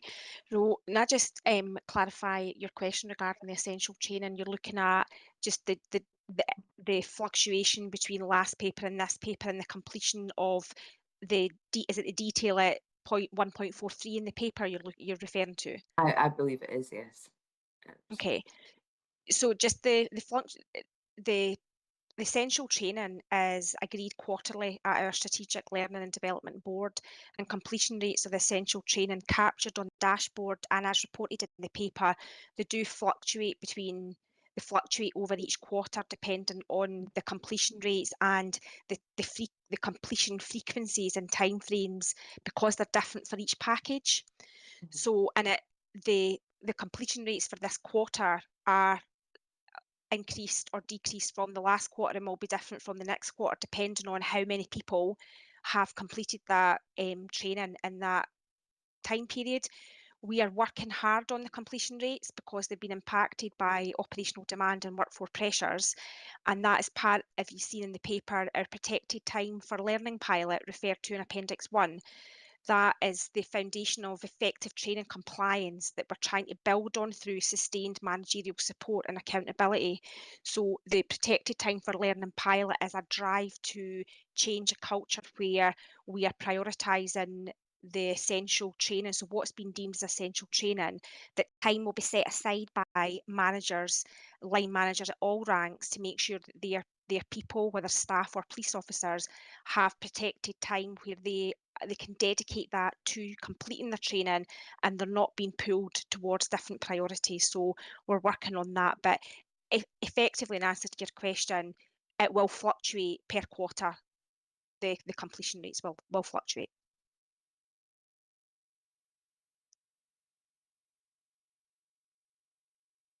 Okay, thanks, Lou. I think possibly this is over to me then for the ALP programme. So there are a few challenges that we're looking to address, and I'll just go through some of the things that we've actually listed in the paper. So part of it is to do with promotions and awareness of ALP. So it's something that potentially could slip under the radar for some of the lower ranks, for example, constable and sergeant. So one of the challenges is, how do we actually actively promote this? How do people actually know that it's out there as part of their development, and as a showcase talent programme, which is where we hope to get it to be. So what we've actually started doing over the last few months is building ALP into our overall colleague employee life cycle. So right the way through, as you're coming in as a constable and you're moving through the ranks, or you're deciding you want to move laterally, etc., there's an opportunity to actually engage with the ALP platform that we've created that really gives a lot more detail on what's out there for you. What does that career development look like? And also, what are the processes that you need to go through if you're looking to apply to join the Accelerated Leadership Programme? This will actually be part of our wider ecosystem platform, but the ALP platform is already live, and it was put live in advance of the applications that are going for this cohort. We've had great engagement from that. We've done sessions with the existing ALP officers who've been actively going out running lived experience, I guess you might call it, sessions with people that are potentially wanting to join the programme. And my team have been joining those sessions to talk about what additional resources are there, how can you look about getting ready for your application. So that does lead into one of the other challenges that we think we do have in terms of the readiness for the programme. So at the moment, it's very much, I'm just going to self-register.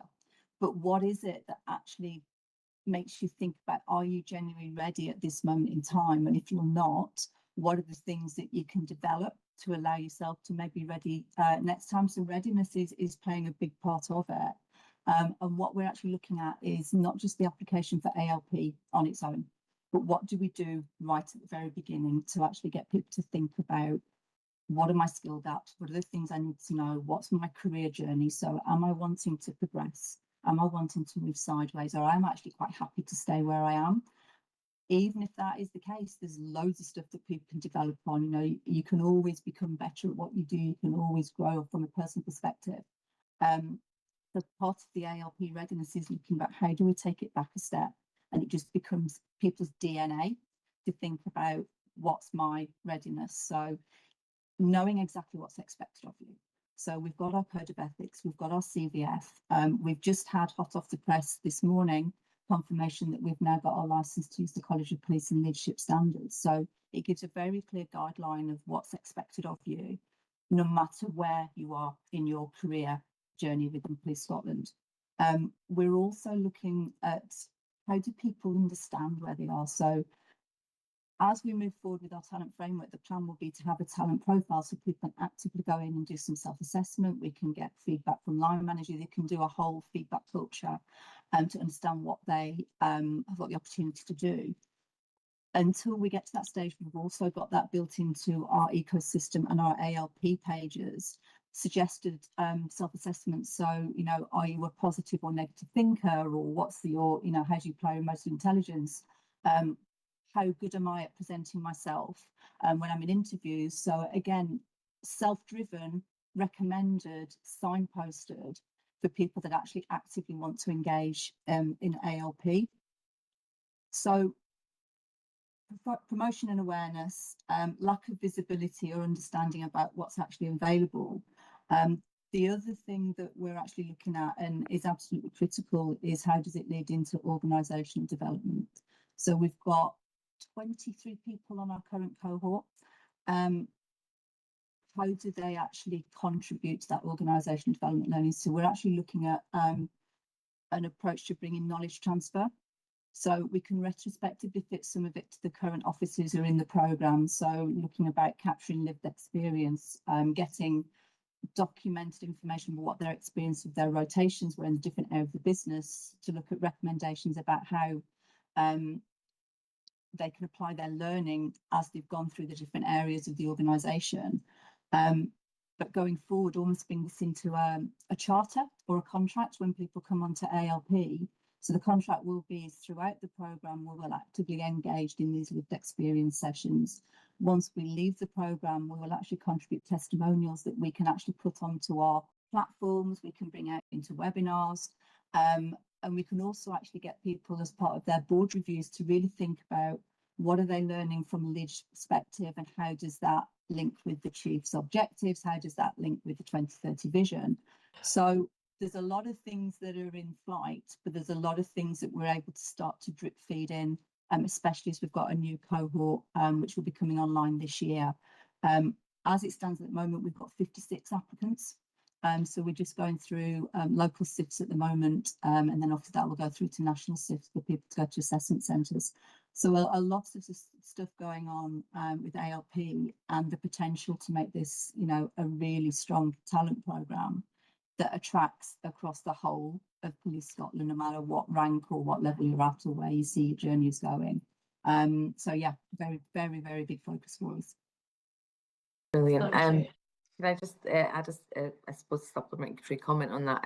So I know that the Policing Together report had also captured some of the previous your leadership matters work in it, and that kind of moving into the ALP is also. So so I suppose it would just be ensuring that there is that diversity within the cohorts also, again, as another way of capturing any gaps within service. But it all sounds really really positive. So look forward to hearing a bit more in future updates. Thank you. Thank you. Thanks, Amber. I've just got one question. I don't see any other hands up on the driver training. So maybe just to ask for a bit of expansion. And I see from what you've put in the report, Louise, the return to business as usual training for Cat C, Cat B and D1 vehicles. The report that we saw in February this year, there were wider driver training courses, and there were some concerns about the progress there, because I think the risk score is still out with appetite, even although it's within tolerance. Is there anything you can say just to give us a bit of assurance on how that's going? Yeah, absolutely, and thanks for the question. And it's good that driver training remains a focus. I have got a driver training strategic oversight group running once per quarter that actually addresses the fluctuating demand and requirement for and our capability to deliver courses across our whole specialist suite of courses. So, for example, what other courses that were affected were our ability to escort abnormal loads, which is critical for a number of reasons within the organisation. We support the wind farm industry across Scotland, particularly northern Scotland, and moving the parts of the wind farms about. If we're not trained to do that, they're not able to move, so it's got a real knock-on effect. So we are coming to the end of having developed that course. So that was one of the ones that was affected. So we're coming to the end of having designed and developed that course, where we will then start to get officers onto that course and get a number of officers trained so we can continue to support that industry. The security escort driving was another one that was affected by both grandparent rights, where a number of officers are able to continue to deliver their training, but a number of officers who had been trained in the meantime, when the regulations had come into force, have had to be retrained. And we have got enough of a cadre retrained, and there's another course running this week, concluding on Friday, to make sure that our commitment to the security escort driving and is back to what it was when we put the memos out in January. So our ability to deliver on the security escort driving, which is supporting the Metropolitan Police with all our VIPs and the royal family when they visit Scotland, we're back to full capability and capacity for that. So although I reported in the paper about our category B and D driving, that was a report because that we paused the standard response driving course for 3 months, and that's what I mean by back to business as usual. For the standard response driving course is now back to business as usual, because we are satisfied in conjunction and liaison with divisions that we've got enough people trained to serve the communities. And then the other prong to that is security escort driving and abnormal loads. We've got the courses designed, delivered, and are starting to train the officers with security escort driving now up to a full cadre. Thank you. That's hugely assuring. So thank you for that. And we will just continue to keep an eye on it, because it has been something that the committee's focused on for a while. Okay, I'll turn to our other colleagues now. David, you've got your camera on, so I'll ask if you've got any observations first. Thanks, Chair. Yeah, I just want to make 2 quick points, sort of tying in from this paper to some of the stuff that we've heard already. You know, the dashboard that we saw earlier showed that police staff got 3.4 days worth of training and officers on average 15.8. And despite the fact there's an HMICS recommendation on addressing the fundamental inequalities between officers and staff, this is what it looks like in practice. The career and development life cycle in this paper well, I would welcome it. It still maps the journey through officer ranks and the staff grades as a parallel strand. The other thing I would observe is included in this paper is on the face-to-face anti-racism training. It's a completion of 13.3%, which is the lowest of all the essential training listed. So that connects back to the first matter about the Policing Together paper. And for me, the rhetoric and the operational reality aren't matching. Those are my observations. Chair, thank you. Thank you. And thank you for flagging that. That's something that we'll reflect on for future reports. So thanks for that, David. Others, Stuart? Thank you. Just again, an observation. It ties in with other dashboards and other bits of business. So resource deployment units are looking at developing an abstractions policy so that we properly understand where resources are abstracted from their core role. Training now, if it's part of a core role, is not seen as an abstraction. Now, yes, it is still an abstraction. The officer's not there for their core role, but I think it's valuing training. And what we've seen over the course of Police Scotland, when austerity bit, we cancelled a lot of training, and then there's that deficit that we have to then catch up on. And that's just the nature of budgets, it's the nature of things that go on, COVID, all the rest of it. But it's good to see us back in a position where training is being properly valued. And David's point as well is really good. I've got a member of police staff. I'm always looking to see what is the offer to develop our police staff, because by developing them, we hopefully retain them as well, and we see them having career progression. But training shouldn't just be seen as an abstraction. It's absolutely necessary. No, it's fundamental to ongoing development, isn't it? It's key. Brian? Yes, thanks, Chair. Observations, we support the additional training provided probationers at the front line, because that's making sure they have the necessary basic information to go out in the street and actually operate from day one, with additional training package being introduced. So we welcome that. Obviously, we welcome the new CID training course as well for further investigations and an area of excellence for senior investigating officers and others. We obviously, I like your comment about driver training. As you know, that's one of my preferred subjects. And yes, I work very closely with the Chief Super to make sure those figures are addressed on a regular basis. But as I've done before, I'll do it again. We have to applaud Police Scotland for taking that significant step they did back in January. We're ceasing training in other areas to address essential training to comply with the new regulations. And that's the first time that Police Scotland Executive had done that. So I openly applauded them. And you probably saw me in the media doing that. So that's positive. That's all I've got for training. And so I work very closely with the training department and they keep me abreast of what's going on. Thank you. So thanks, Louise. There's lots of positive feedback, few observations in terms of where we need to go next. I know that you're always good at building in and taking forward, but again, thanks to you and the team, the wider team, for all the work that you're doing in this area. It's essential and very much recognised. So thank you very much. So it's 11:52. I'm going to suggest that we have just 8 minutes of a break, and we'll get back about 12 o'clock, and we'll get back through the other significant items that are on the agenda. See you in a bit.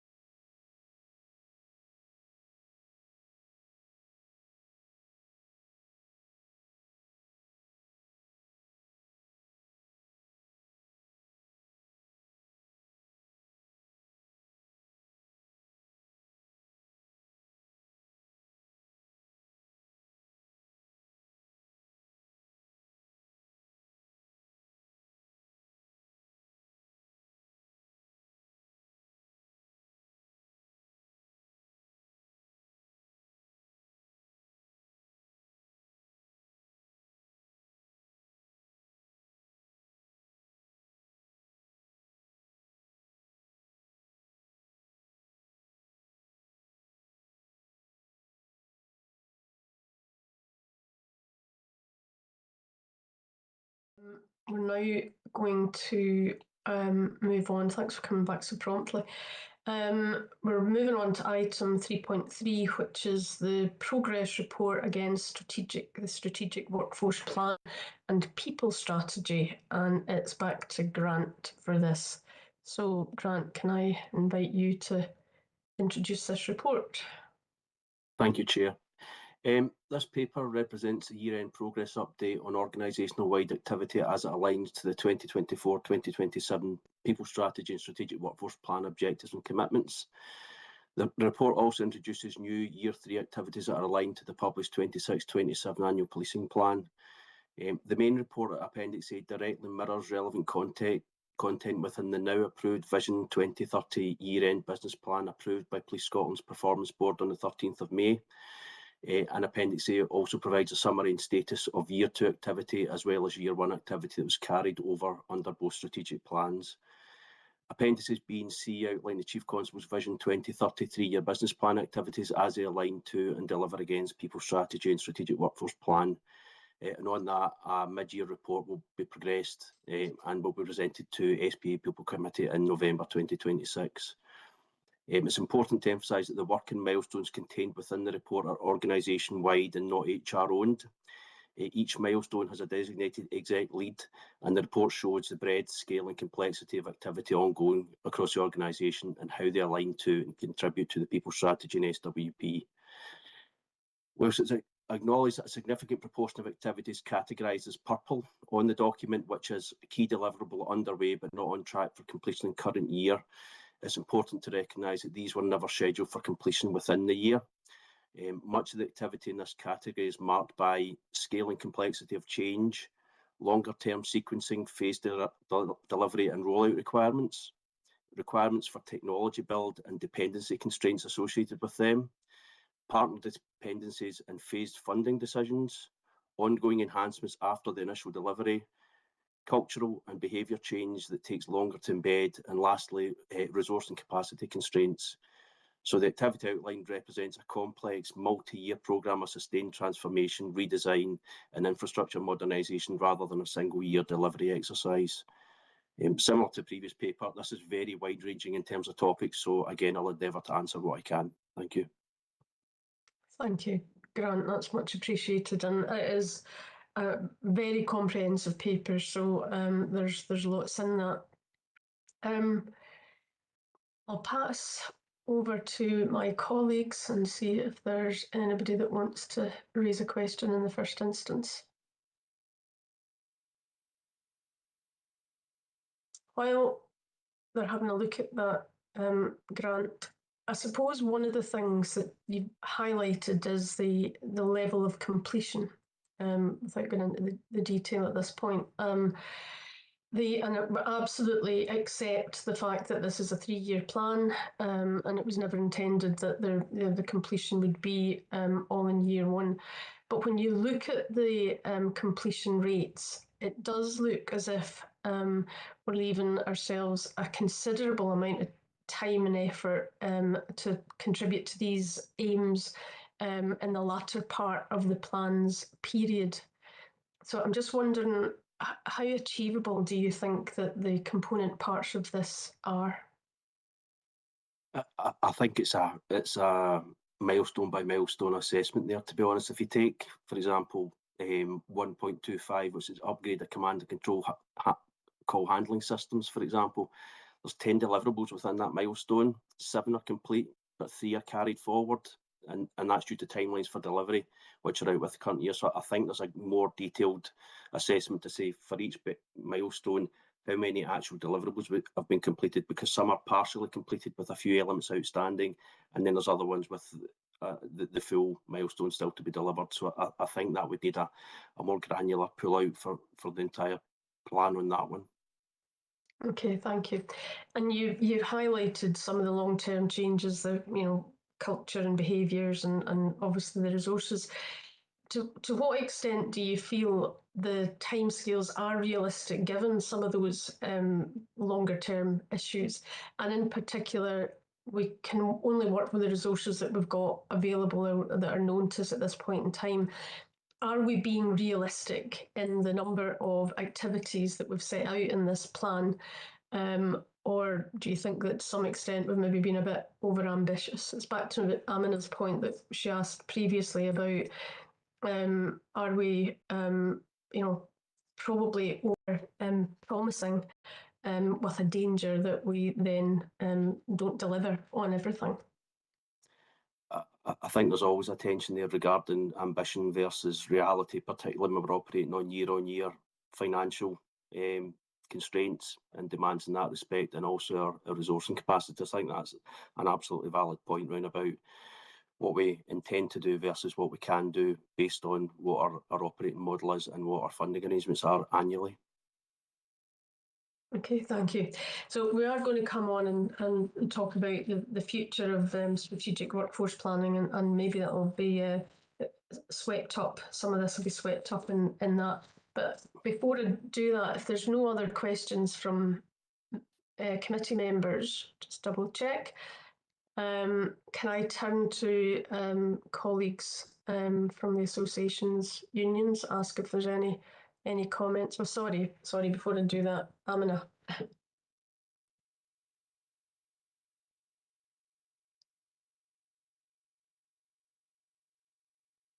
You're on mute, Amina. I'm sorry. I might have a bit of background noise because it's raining now, but apologies. I did have a last minute question just on the report about the plan and the strategy. And I just wanted to ask, particularly around one of the, I think it was the only red RAG rating that was in the report on page 14, which is the investing in, it was the approving the full business case for the fraud strategy and operating model. And I just wondered if we could give a little bit of, there is obviously narrative there, but just sort of a bit of an update on, I mean, it's obviously not progressing at the moment, but just some assurance around that particular action. Okay, so this is in regard to fraud capabilities. So my understanding that the papers outline the full business case for the fraud strategy and operating model have not progressed because of legal, governance, commercial and operational issues, which remain unresolved. So that's why that has been paused. In the meantime, interim structured processes, governance and metrics and demand control have been implemented, but it's not about inaction. What we're taking forward is a controlled approach to what is a nationally significant service change. Right. Okay, that's fine. Thank you. Okay, thank you. So I will turn to our other colleagues now, and Brian, I'll start with you. Thanks, Chair. I just support your comments. Yeah, the organisation is significantly challenged because it has a constant moving of sand, resource and finance. So the picture changes every year. When this plan was first envisaged a couple of years ago, the figure for resources was far higher and the funding was higher. Now that has been diminished, which puts on greater stresses and strains across the board. Also, the strategic plan, looking at mental health and well-being, we know that's intertwined with the welfare of officers in the front line. One thing that we have in Scotland, which we have looked at before and brought to this committee, is the Lifelines plan that we have in Scotland, and they are world leaders in that area of mental well-being, and it's something we could maybe move into slightly more through the River Centre and other bodies, other areas in the country which lead on that, to deal with trauma and how it impacts on frontline officers as well as the mental health of other people they're dealing with as well. So no, I agree with your comments, and it's a challenge we have to face, and it would be very difficult to get a plan if you don't have any secure funding page. If you're constantly asking and being said, no, you can't get it, that's going to have a huge impact on the force to be able to meet the demands of the public. Thank you, Brian. Stuart? Just one thing to call out, and against the value of things and the risk always with budgets, we seem to have consistently held on to our youth volunteering programme, and that's to be commended, because back to earlier points, Gary asking how do we engage with communities, that's great work. But if you were to look at it from an accountancy point of view, and you're thinking, well, we've had to cut police staff or cut police officer numbers, that might be an obvious place to go, but I would just commend that's the kind of commitment you need to have strategically. We talk about how we're going to recruit our future staff and officers. That is one route to it, and it is a very valuable community engagement tool. Yeah, absolutely key. That's a point well made. Thank you for that. Okay, so Grant, again, thank you very much for a hugely comprehensive paper. I'm sure we could drill into a whole lot of the detail in it, but I think it's to get the flavour of where you are and the assurance that you are progressing on behalf of the service, given the constraints that you've more than highlighted. So thank you for that, and thanks to the teams, because there's a myriad of teams that are behind this. So thank you for that. Thank you. I'm going to move on now to item 3.4. 3.4, the strategic workforce plan. Caroline, is this? Thank you. Thank you. Thanks, Chair. So I'll take the paper as read, but I am really, really aware of how central this is to everything that we've talked about thus far today, and indeed everything that I am talking about in Police Scotland. So I realise how critical strategic workforce plan is. What I'd like to do in the next few minutes is really bring the paper alive, so to speak. So the essence of strategic workforce planning, I'm sure the committee will agree, is not a glossy plan that's turned to on a quarterly basis to prepare for the people committee, but indeed it's a way of working. And what I'm hoping I'm getting across in the paper is that way of working. And so fundamentally, where we want to get to in Police Scotland is having the right talent in the right place at the right time with the right skills within our medium financial term plan. And that sounds really simple, but those of you on this call who've worked in Police Scotland and for and around Police Scotland for much longer than I have know that that's not as simple as it might sound. So I have thought long and hard about what is the right way of working for Police Scotland to get our strategic workforce planning way of working right. And I believe there are some fundamental core issues to this. So I've, of course, read and taken into account the best value recommendations. I have spent considerable time with Bill Davidson, who is the Chief Superintendent accountable for policing for our communities and enhancing community policing programme, because I believe this is at the heart of Police Scotland's way of working around strategic workforce planning.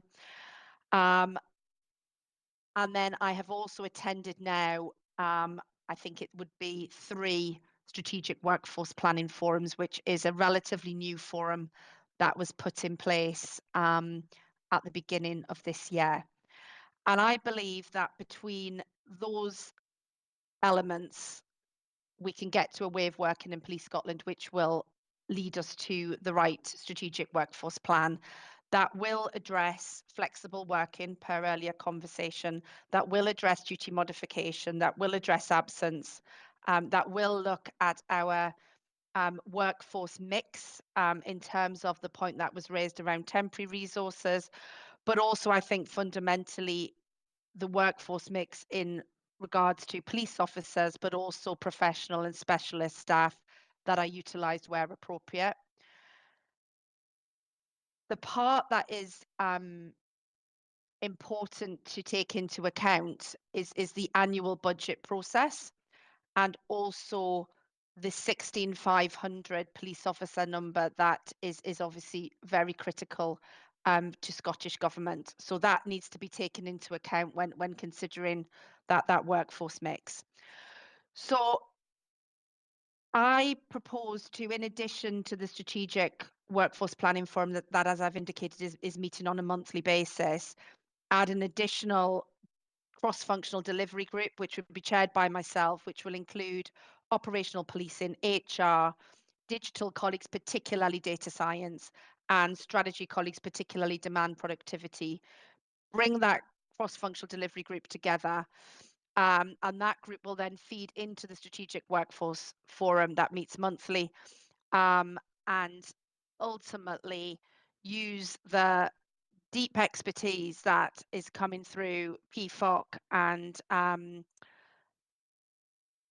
the work led by Phil Davidson into strategic workforce planning. So that's essentially what I'm saying in the paper. I have not yet set up the dynamic working group. So just to be absolutely clear in terms of managing the committee's expectation, whilst the forum is in place, the working group is not. The work led by Phil is absolutely progressing, and indeed there's a schedule in which Phil is working on with all of our local policing colleagues to go into each of our divisions and to take the detailed research that is supported by data science into those divisions, and in addition then further look out and beyond local policing. So I am confident with the work that I've seen that is absolutely the core to get into the answers that I know several members of this committee have got the questions around, which is what is the right number of officers, what is the right number of staff, what are the skills that Police Scotland need in the next 3 to 5 years. I don't think we can go beyond that. I genuinely believe it's important for us to all be on the same page that a strategic workforce plan should be 3 to 5 years, and our operational workforce planning is 12 to 18 months, which I am very confident through spending time with Heather Cunningham and my team. The work that's been done there is absolutely appropriate and right, and that will feed in ultimately to the work that we do on strategic workforce planning. But I think the committee should note that operational workforce planning is happening on a daily and weekly basis. So I will pause there for further questions. As I say, taking the report as read. Thank you, Caroline. That's I really welcome your introduction, and certainly welcome that approach of it being a dynamic piece of work that will then have various iterations, because it needs to be adaptable as we go through this 3 to 5 year period. I've got a few questions, but I'll open it up to my colleagues first. Chris. Thanks, Chair, and thanks, Caroline. This is really helpful to see. I really appreciate the context that you've set out there, and that underlining of it's not a glossy thing that comes to us. It's a way of working, and I think that's what takes me to the sort of core of my question, actually, which is in a sense about the process that's going to drive the right outcomes. So obviously, you've recognised the critical importance of the best value recommendations in this sphere.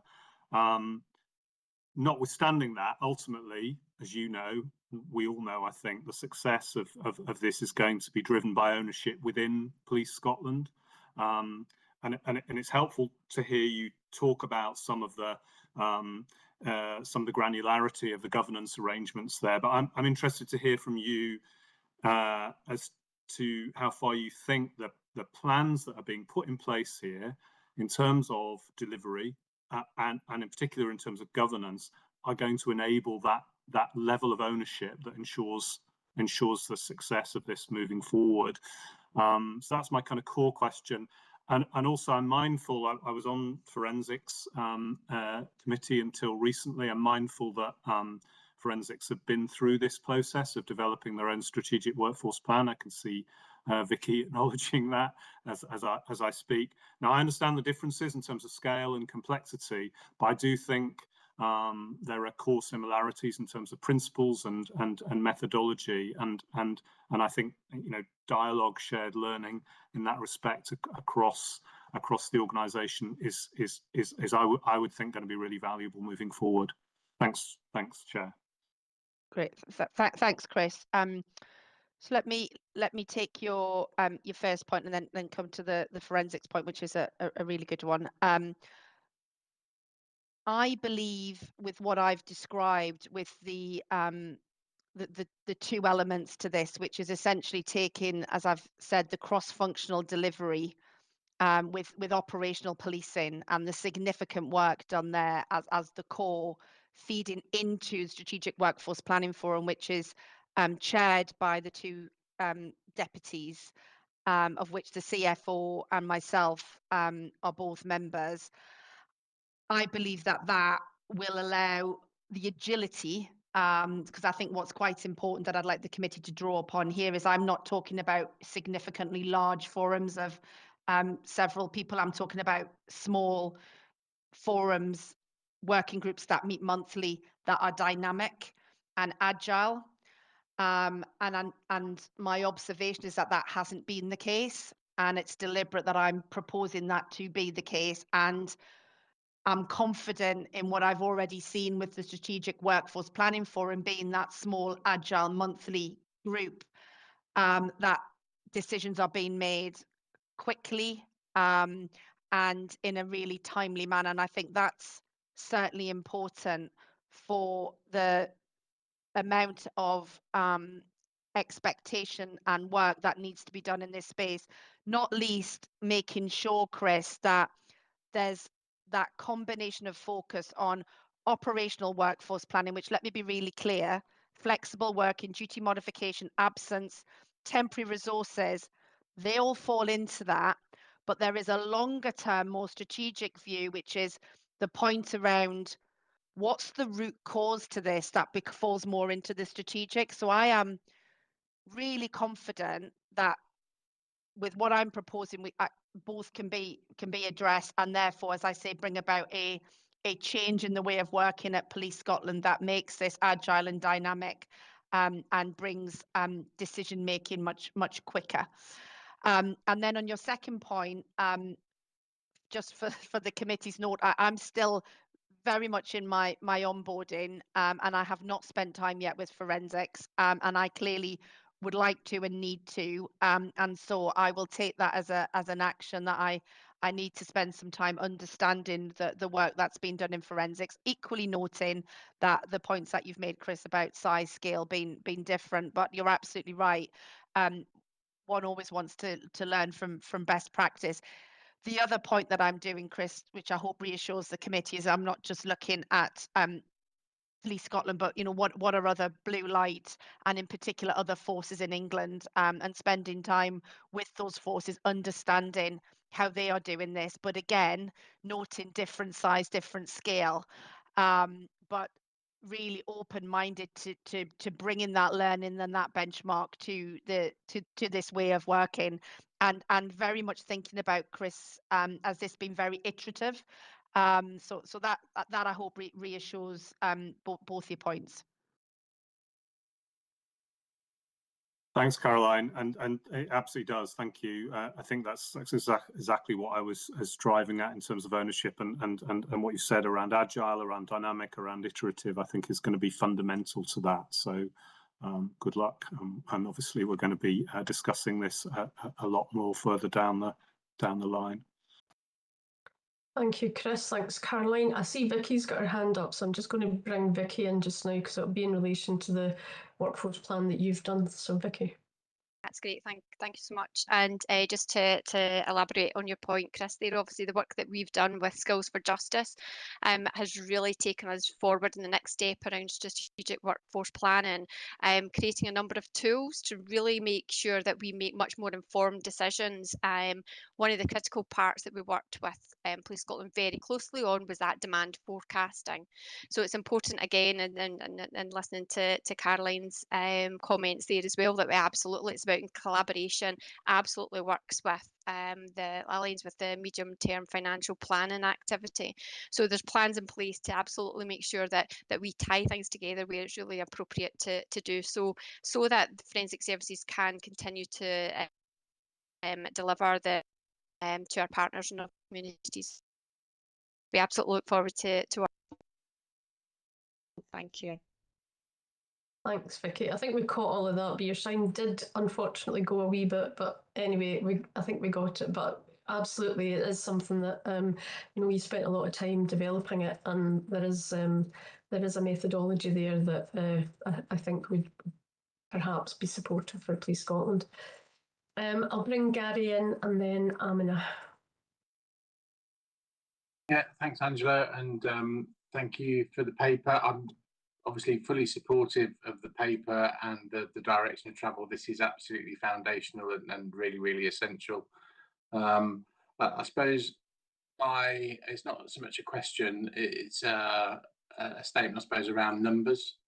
And obviously numbers are fundamental to this. I think historically policing has hindered itself a little bit by focusing on a number rather than what you can do with the number. And I'm reassured to see sort of like the data analytics piece, the digital piece and the transformation piece featuring in here. But what I'd like to see, and I think, I get a sense that this is going to be the case, is we don't just focus on 16.5. And I know, that's political in many respects here, and there is a big focus on it. But I'd like to make sure that the workforce plan delivers both, how we make 16,500 feel like 20,000, and how we can make 15,500 feel like 16,500 if there's a budget position that requires it. So I think, I see that's in there. I just encourage and would like to ensure that there's an ongoing focus on that transformation piece and, what you can get from what you've got rather than just focusing on the core numbers piece, really. Thanks, Gary. I really appreciate your statement and done well and absolutely done properly, which is absolutely what I intend this to be. This should be informing the budget and the medium financial term plan. And that's absolutely my objective, working in partnership with Sarah Roughead, our CFO. Thank you. Thanks, Caroline and Gary. Amina. Thanks. Thank you, Caroline. That was really comprehensive in terms of just explaining a lot of the background to the report itself, but also the work that's ongoing. Just actually building on Gary's point about transformation, it's gotten me thinking a little bit also about whether or not there's thinking around including transformation and redesign of roles within some of that workforce planning as well, just for not just for the efficiencies, but also just better ways of working. So it would be good to hear a bit about that, perhaps at future dates as that work progresses. Just also wanted to ask, so obviously it's great to read a bit about the forum, and you've mentioned the other working group that's going to be in place. I suppose linking to strategic outcome 3 commitments, which are all about values and belonging. I'm just wondering if the membership of that of the forum itself, is there anyone on there that's providing some of that equalities and diversity, human rights input and advice, I guess, and just bringing all those strands of policing together and all the other work streams into this work stream also? Okay, thanks, Amina. Let me just take your 2 points.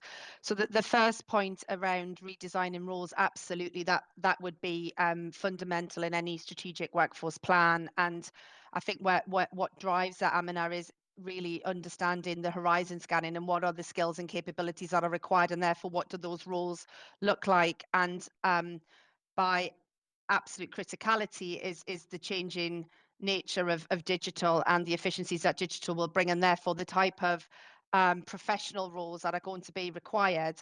And I'm certainly not planning to get into a conversation here and now around AI, but having led AI transformations in other organizations, that is so fundamental in terms of those role the role profiles, the skills, the capabilities that then shape, for example, a digital AI led organization. So absolutely yes to your question, and absolutely in time that should be a discussion at this committee. In terms of the equality and human rights inputs, I think, firstly, I can go away and reflect on that. But secondly, to reassure you, the work in regards to local policing absolutely includes colleagues, including ACC Peyton, who's on this call, who, as you'll be aware, also is leading local policing as well as Policing Together. So this is joined up. This is not in any way not working together with Policing Together. And Policing Together themselves are absolutely working hand in glove with the work that we're doing in policing for our communities. And I'm sure ACC Peyton will reassure the committee in regards to that. But I will, of course, take reflection and just make sure that that is reassured through the working group and through the forum. But I would ask the committee just to note my point, which is I am wanting this to be agile, and I'm deliberately wanting forums to have less membership, meet more regularly to be able to make decisions quite quickly, which is not what I've observed in some history of Police Scotland from my reading. Yeah, that's really helpful. And I guess it's I don't want it to come across as if for membership of fora and things that there has to. I mean, because ultimately I think we have to remember that all of that kind of great work around inclusion and diversity is it's everyone's responsibility, and everyone should be inputting on it from their wherever background they're coming from. So, but yeah, it would be helpful just to get the assurance that that's there. But thank you so much. Thank you. Thank you. And I see ACC Peyton has put her hand up.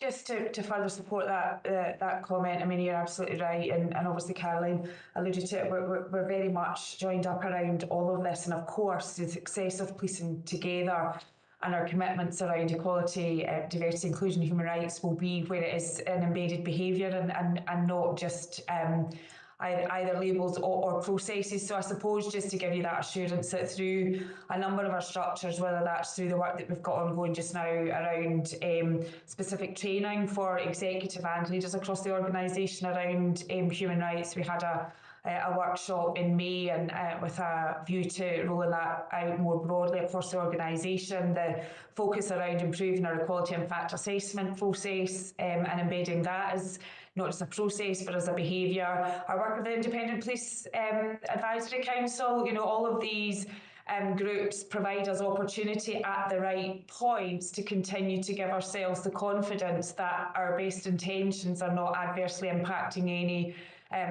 particular group disproportionately or unnecessarily. So very much working together with Caroline and her team to make sure that will always be a feature. But you're absolutely right, it's everybody's business as opposed to could somebody have a look at that. And when that's embedded, that's when I'll retire. But we're not there yet, that's for sure.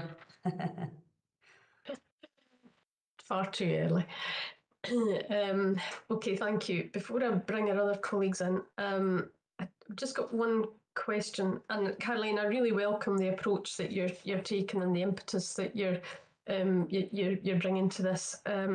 I'm also really appreciative of the fact that you and the wider team recognise the links between this and the medium-term financial plan, because that's absolutely critical. And we've mentioned resources on a number of occasions as we've gone forward. It was the subject of quite a bit of discussion at the last committee. So in relation to that, I am minded that Sarah Roughhead will be working on the next financial plan now, if not, I know she's working on the medium-term one, but at least on the annual one in preparation for negotiations come the autumn of this year. So, and in recognition of the fact that we need to know what the baseline is, what is it that we absolutely need as a minimum now so that we know what we're going to be changing or what we're migrating to over a period of time to be able to respond to the Chief's vision.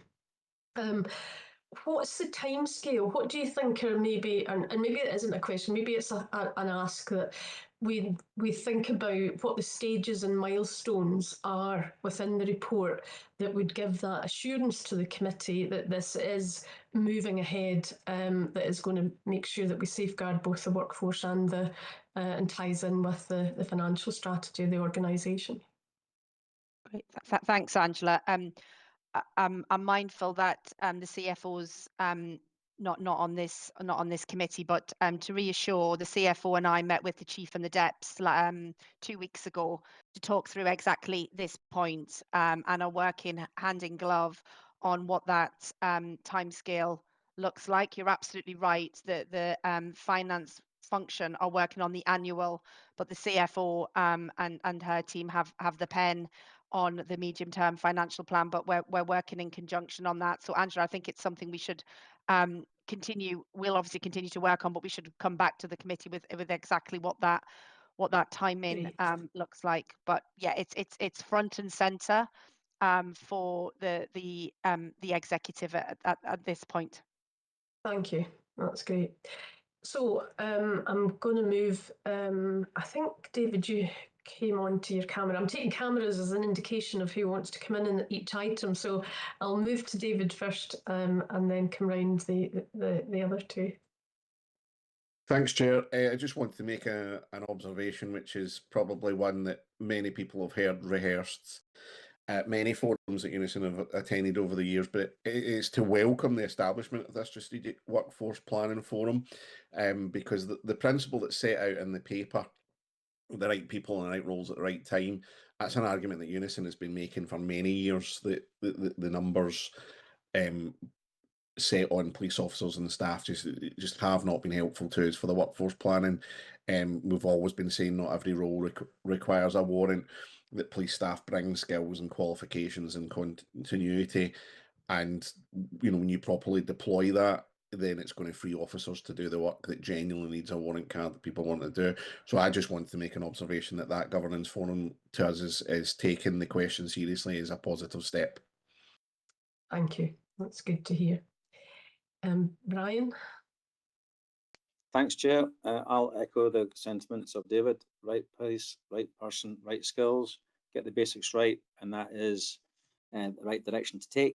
Also, music to my ears as the health and safety lead, hearing that you're benchmarking with other forces around the UK. There's also other forces which we have links to around Europe, which could maybe give additional learning to you. So from an SPF perspective, we'd be more than happy to come along and sit in one of your forums to give our awareness to you if that would be an assist in any way, shape or form. Thank you, Brian. That's good to know. And Stuart? Just to pick up on Gary's very prescient observations about officer numbers, we're always going to be sort of hung on numbers, and I understand that. If you look at the Dumfries and Galloway Constabulary, they've got dozens fewer officers than they had prior to 1st of April. What we'll always say is, well, we've now got a national model, so you've got control rooms, you've got custody, you've got a whole range of specialists that can be surged into the area. But that's why people probably get hung up on those local numbers. But I think if we can develop it into capability and what the actual outputs are in terms of patrol days, patrol hours, rather than looking at officer headcount, it is probably more sophisticated to be able to show what we're actually delivering in a community. But there will always be tensions in that model. I mentioned their custody. We have only closed cells. We have only reduced custody centres. If you are in Lanarkshire, you now have one custody centre in Motherwell. So that's going to take officers out of those communities in Kilsyth, Cumbernauld, Lanark, East Kilbride, Rutherglen, Hamilton.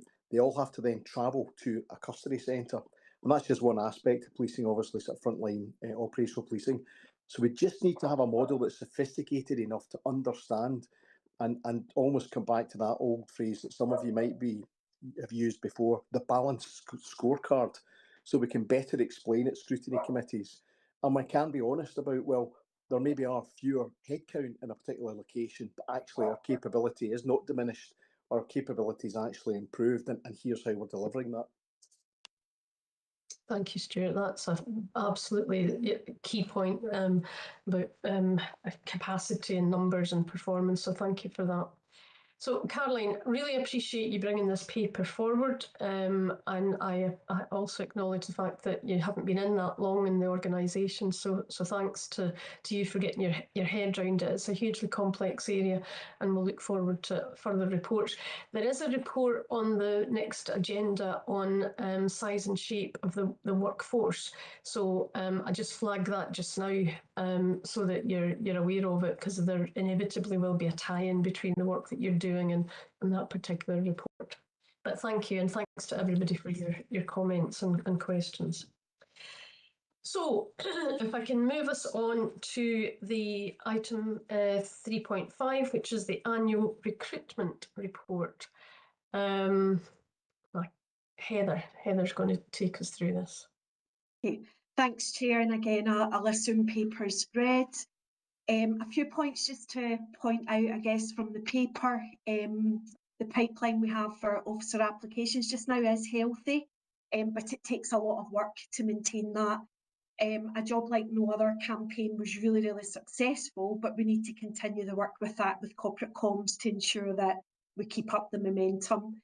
It's hard to find people all over the country that actually want to do policing. So we also have a rural and remote and a hard to fill locations working group to make sure that we have the right people in the right place at the right time. So we work with the divisions on that just to make sure that we're proactive in what their future needs are, particularly on the islands. So I guess it was just to highlight that. The only other point to make is that whilst attrition is under 5% on the officer side just now, of that 5%, just under 70% of that are retirals. But we have to take into consideration of societal changes and of the research that we had done. It would suggest that people are no longer interested in a 30, 40-year career span. So we do have to take into consideration in our workforce plan, which will lead into our strategic workforce plan about leavers in general, when we can't rely on that 30, 40-year service. So it was just to highlight that. I know everyone knows that society's changing, but we do need to reflect that and consider it when we're looking at our recruitment and our workforce planning moving forward. That's all I wanted to say, but I'm absolutely happy to answer any questions. Thank you again for that, Heather. It's another really good paper. Can I open it up to colleagues for any questions? Gary. Yeah, thank you, Chair, and thank you for the paper. Lots of really good and useful information in there. I wanted to ask a question around adverse impact and how ATS is mapping your adverse impact at each stage of the applications, because on the face of the numbers that are presented there would appear to be quite a significant adverse impact for Black and minority ethnic candidates, and then certain religious groups as well. So how well do we currently understand the adverse impact at each stage of recruitment, and how are we addressing that concern that arises from that in relation to the attrition of particular Black and minority ethnic groups within that, please? Okay, yeah, Gary, it's a good question. And actually, we did put all the stats in last year's paper. We took them out this year's thinking that we wanted to not focus on, individual stats, but we do have business psychologists who constantly look at our recruitment process, both recruitment and promotions, for any adverse impact, for any protected characteristics. So we can see that just in specific to your question for BMEs, we do have a 20% fail rate at PSET. We have a 67% fail rate at assessment, and we have a 42% fail rate at vetting. But what I would point out on that is that it is really small numbers. So when we do our adverse impact, we use the 4/5 rule, which is a rule that it's like a tool that's used for ethnicity. We don't have any adverse impact because that compares numbers. You know, if you've got a really small proportion of people coming into the organisation versus the majority of what you have. So it's a recognised tool that we use. But a few years ago, probably before your time at SPA, we did have some adverse impact on the set paper, and we took them down. One of them in particular, we sought permission to change it, and we did change it, and we continue to monitor that, not even just year on year, we do look at it month on month, just to make sure that there's not any adverse impact that we need to be concerned about. So we do that for BMEs, WMEs, and we also looked at it for a long period of time, females as well. So we do actually do that work, and the business psychologists do that just now. It's not a lot of people, so they do actually look. If you look at the set test, they actually analyse that, every single question, just to see the adverse impact and see if there's any concerns there. But as it stands just now, we haven't got any adverse impact at the moment, but that is obviously monitored just now. With regards to vetting, we had, again, a period of time when they go into vetting, we monitor it. It's different year on year. Again, you know, if vetting sometimes is higher for males, for example, than females, the declines, it doesn't have a consistent, you know, concern. But for BMEs, you know, at the end of the day, it's a process that we have to go through to make sure that people are able to join the organisation. So even when the vetting fields are high, I don't have any concern over that. But what we have to do is, within the positive action team, is make sure that people coming into the process are ready to come in, and they absolutely know what they're going through. And the positive action team have been doing that really well now for the past 4 to 5 years, in all their inclusion events. But I do have the breakdown of statistics, which I am happy to share with you. Yeah, thanks for the response, Heather. I mean, I'm not entirely sure I understand the methodology, and if I don't understand it, I'm pretty sure our communities won't understand it, and they will just look at, and if I choose Muslim communities, for example, there's 126, I think, Muslim applicants, of which 8 were appointed. So whatever the 4/5 rule is or something, that probably, if I'm a Muslim looking at applying for Police Scotland, that probably doesn't feel like there isn't an adverse impact when you compare that to some of the other statistics that are in that number. So, I mean, I am really interested in what the positive action team is doing as well. There's been some reference to it earlier on, but I'm really interested to understand what the pipeline looks like in terms of Black and minority ethnic communities, because if they're seeing numbers like I'm looking at here, then I suspect we'll very quickly exhaust our pipeline in Black and minority ethnic communities as they lose confidence in those numbers that we're seeing there, whether or not we judge there to be an adverse impact. And that comes back to the community engagement piece as well, around, you know, how do we understand our strategic engagement in communities, and how's that driving, you know, not just our policing activity, but also our recruitment activity. But I'd welcome some further information on the methodology as well, please. Thanks. Yeah, no, happy to provide it. Thank you. That could maybe just be, you know, an update as part of the next action note. So thank you for that, Heather. That's great. Chris. Thanks, Chair, and thanks for the report. It's just a brief question. I wonder if you could provide some comment on what's quite a stark difference in terms of applicant feedback between unsuccessful applicants amongst officers and staff. Yes, Chris, and actually I was going to give an update on that at the beginning, I took it out.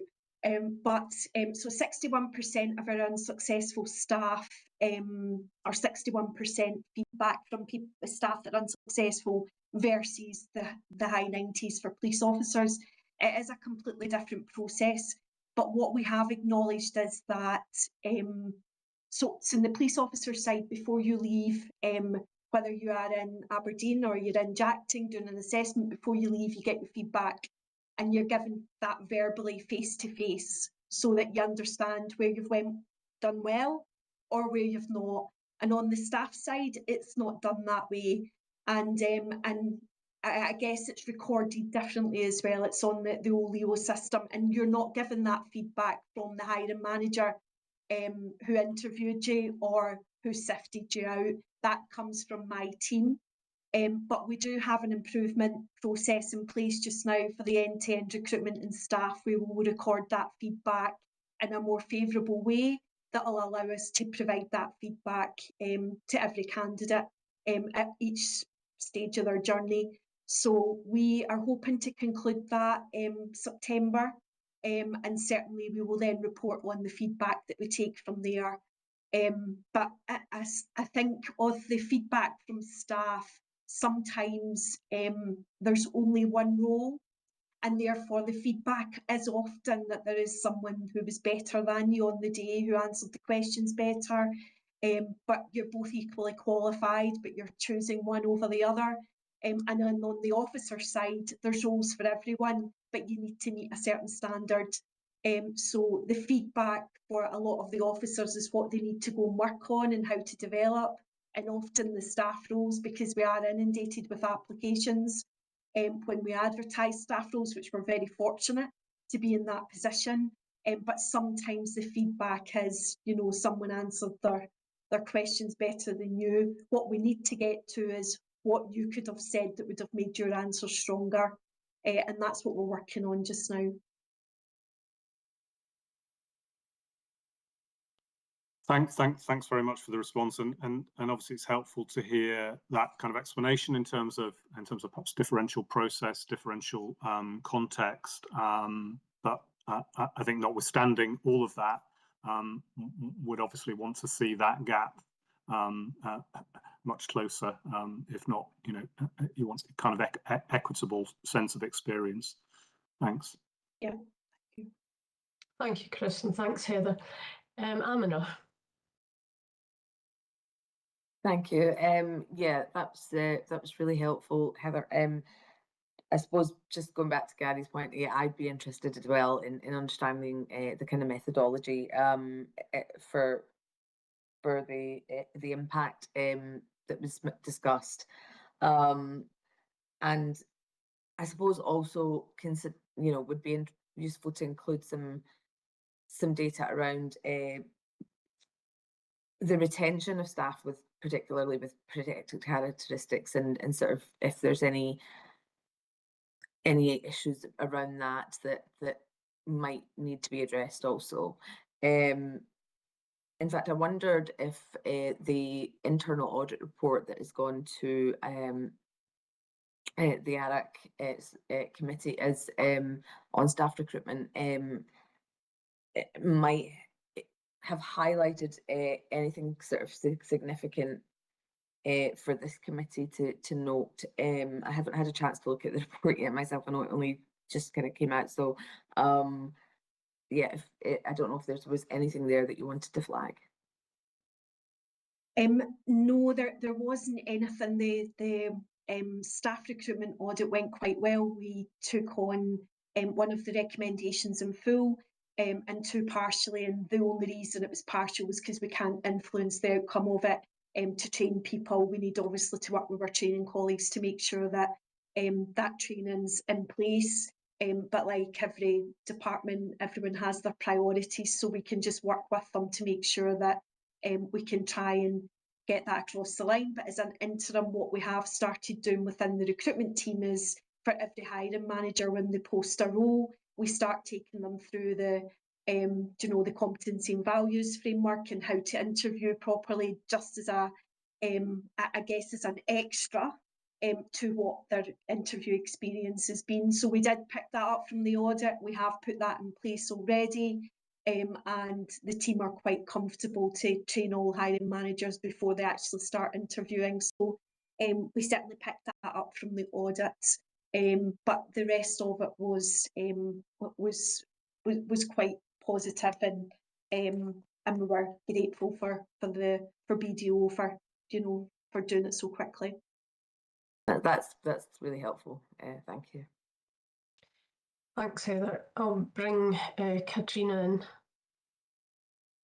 Thanks, Chair. And I mean, it was just to build on your point there around, you know, the understanding broader elements of the recruitment process. And just by way of reassurance, obviously, work closely with Heather. Heather comes to the performance and tasking meeting, the policing together one. So where we look at our culture dashboard, as we mentioned earlier, it contains information in relation to exit interview information, recruitment indicators, alongside, you know, lever indicators, and all of that allows us to continue to understand the end-to-end journey, and particularly as that relates to elements of protected characteristics. And again, it provides us the opportunity to drill into any exceptions that are highlighted as a result of that, and then task that out as a collective to look further and to get a broader understanding. One of our exceptions, I mentioned 5 that we've looked at today. One of them was in relation to BME colleagues. I know Gary had mentioned that earlier around recruitment, but that exception did look initially at a kind of disproportionality around you know, success in promotion processes, but actually when you got into the detail, it wasn't the process, it's about how we're coaching and mentoring people to be comfortable to go forward. So a real programme of activity that's ongoing to encourage way upstream. So I guess it's just to give you that assurance that on a day-to-day basis, that's the kind of level of conversation and I suppose teamwork that we're doing, that the data and the insights and the reports provide us, enabling us to look and ask the right questions. Thank you. Thanks, Kat, for that.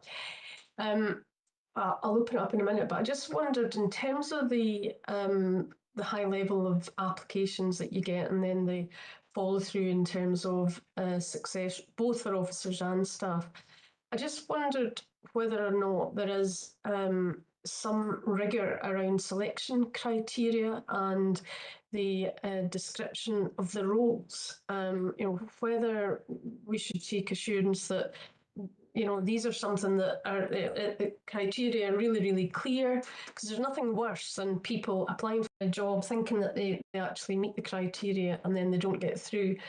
And the other bit of it is really understanding the expectations of the job. Is there more that we could do, and maybe what tools could we do for that screening? Because it's a massive resource that goes into a recruitment process, as we all know. Thanks, Chair. We have considered AI in the sense of the e-recruitment system we use could be developed further, but we haven't moved down that route yet. The staff side is for certain skilled roles. It's quite easy. The criteria, you know, is set, whether it be qualifications or certain skill sets that are required. I think where the difficulty lies sometimes is in more junior roles where we get the highest volume of applications and we can't interview, for example, you know, for an administrator, grade 2, and you might have 90 applications for the one job. We can't expect, you know, a hiring manager to interview 90 people. So we'll then move on to desirable criteria and we'll sift them out through that method. And that's, I guess, where it becomes difficult to explain to people when that desirable might sit at 50 people and it's one post and you can't interview 50 people. And we then ask the business to support us with a third sift of how to get that down. That's quite difficult to explain to somebody why you're not getting an interview. And it's always been the same in recruitment when you are, you know, overprescribed for the one role. We have to do the best we can and engage with the hiring manager to help us with that. Since COVID, we have had an increase in staff applications for every role, and it's continually getting higher. When we advertise, it is a really good situation to be in.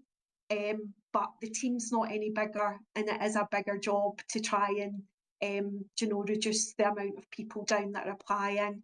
making sure that you're still bringing talent into the organisation. And that's one of the reasons why we were considering AI.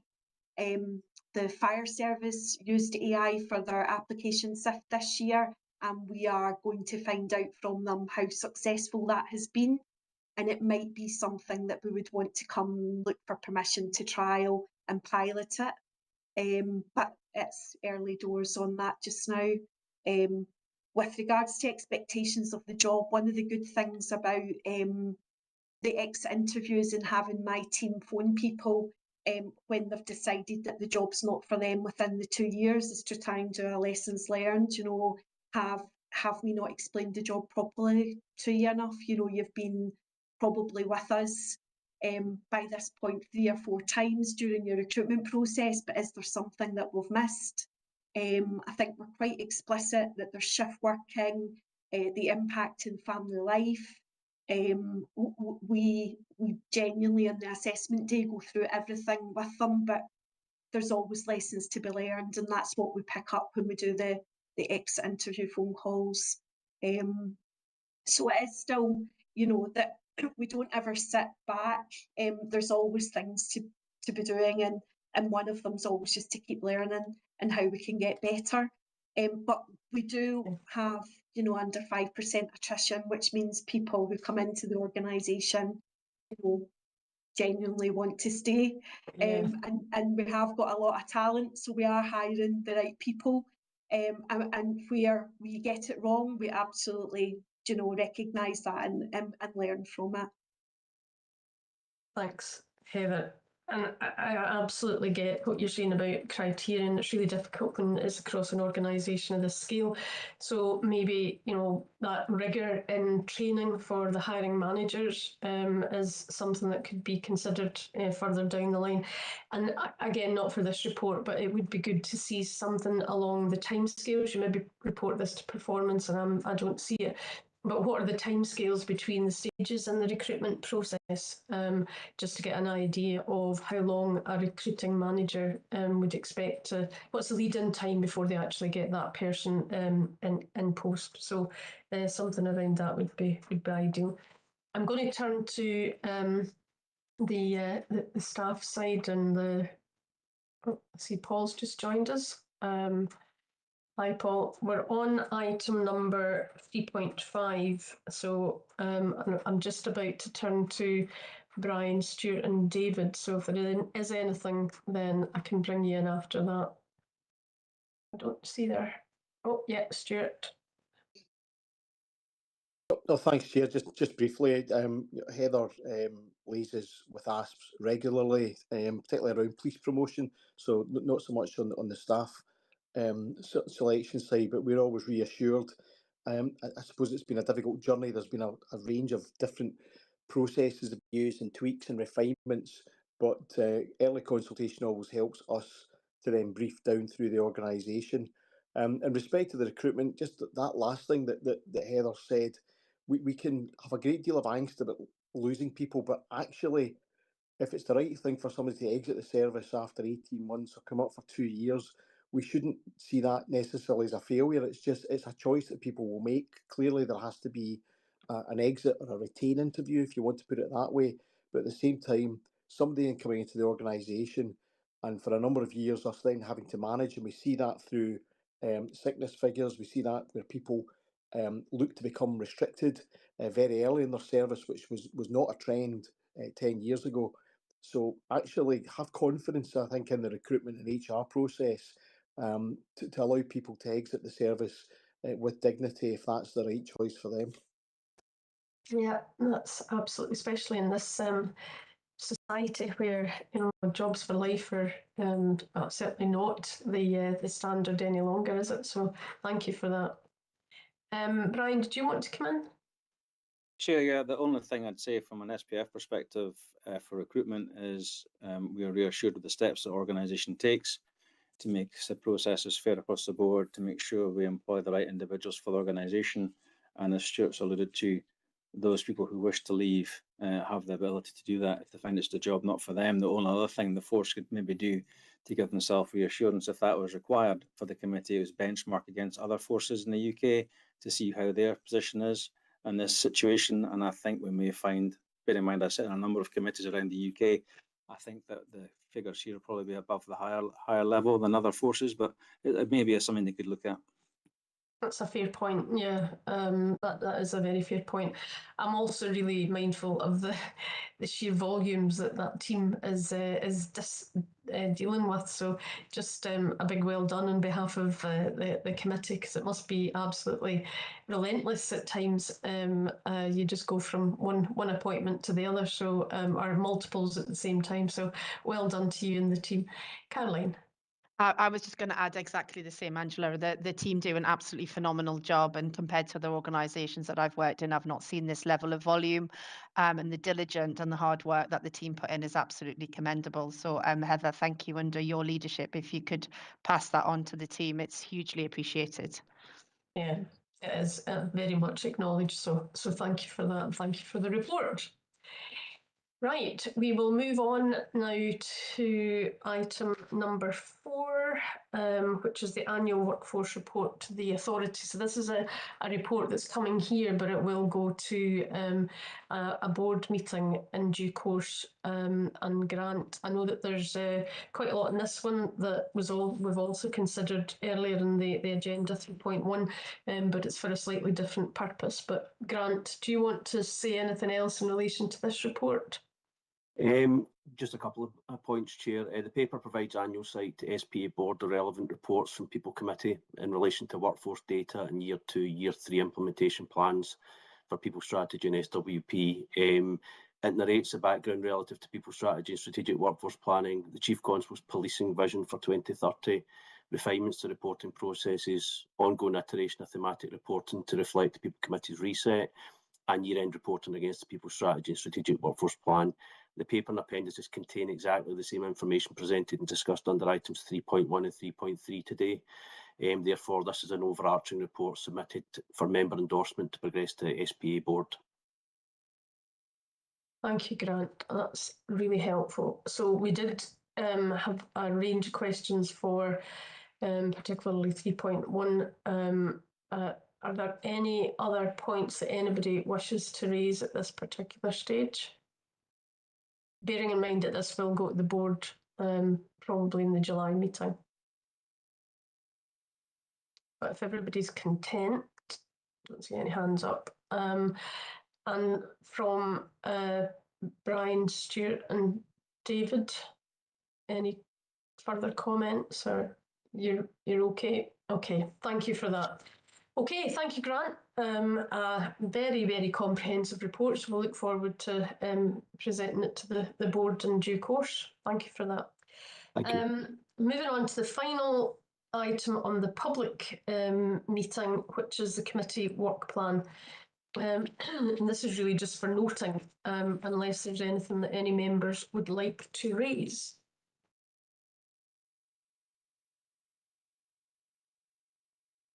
The only thing I would say is that we are going to have a session on committee priorities, which will carry forward, on the basis of the ones that we've got, but there might be subsequent ones that we add to it. But I think it's a very clear work plan in terms of what's coming forward. Okay, if there aren't any further comments on that particular plan, can I just say thank you very much to everybody that's contributed, and a massive thanks for the quality of the papers that we've had today. It's been quite significant. So thank you all, and see you, those that don't continue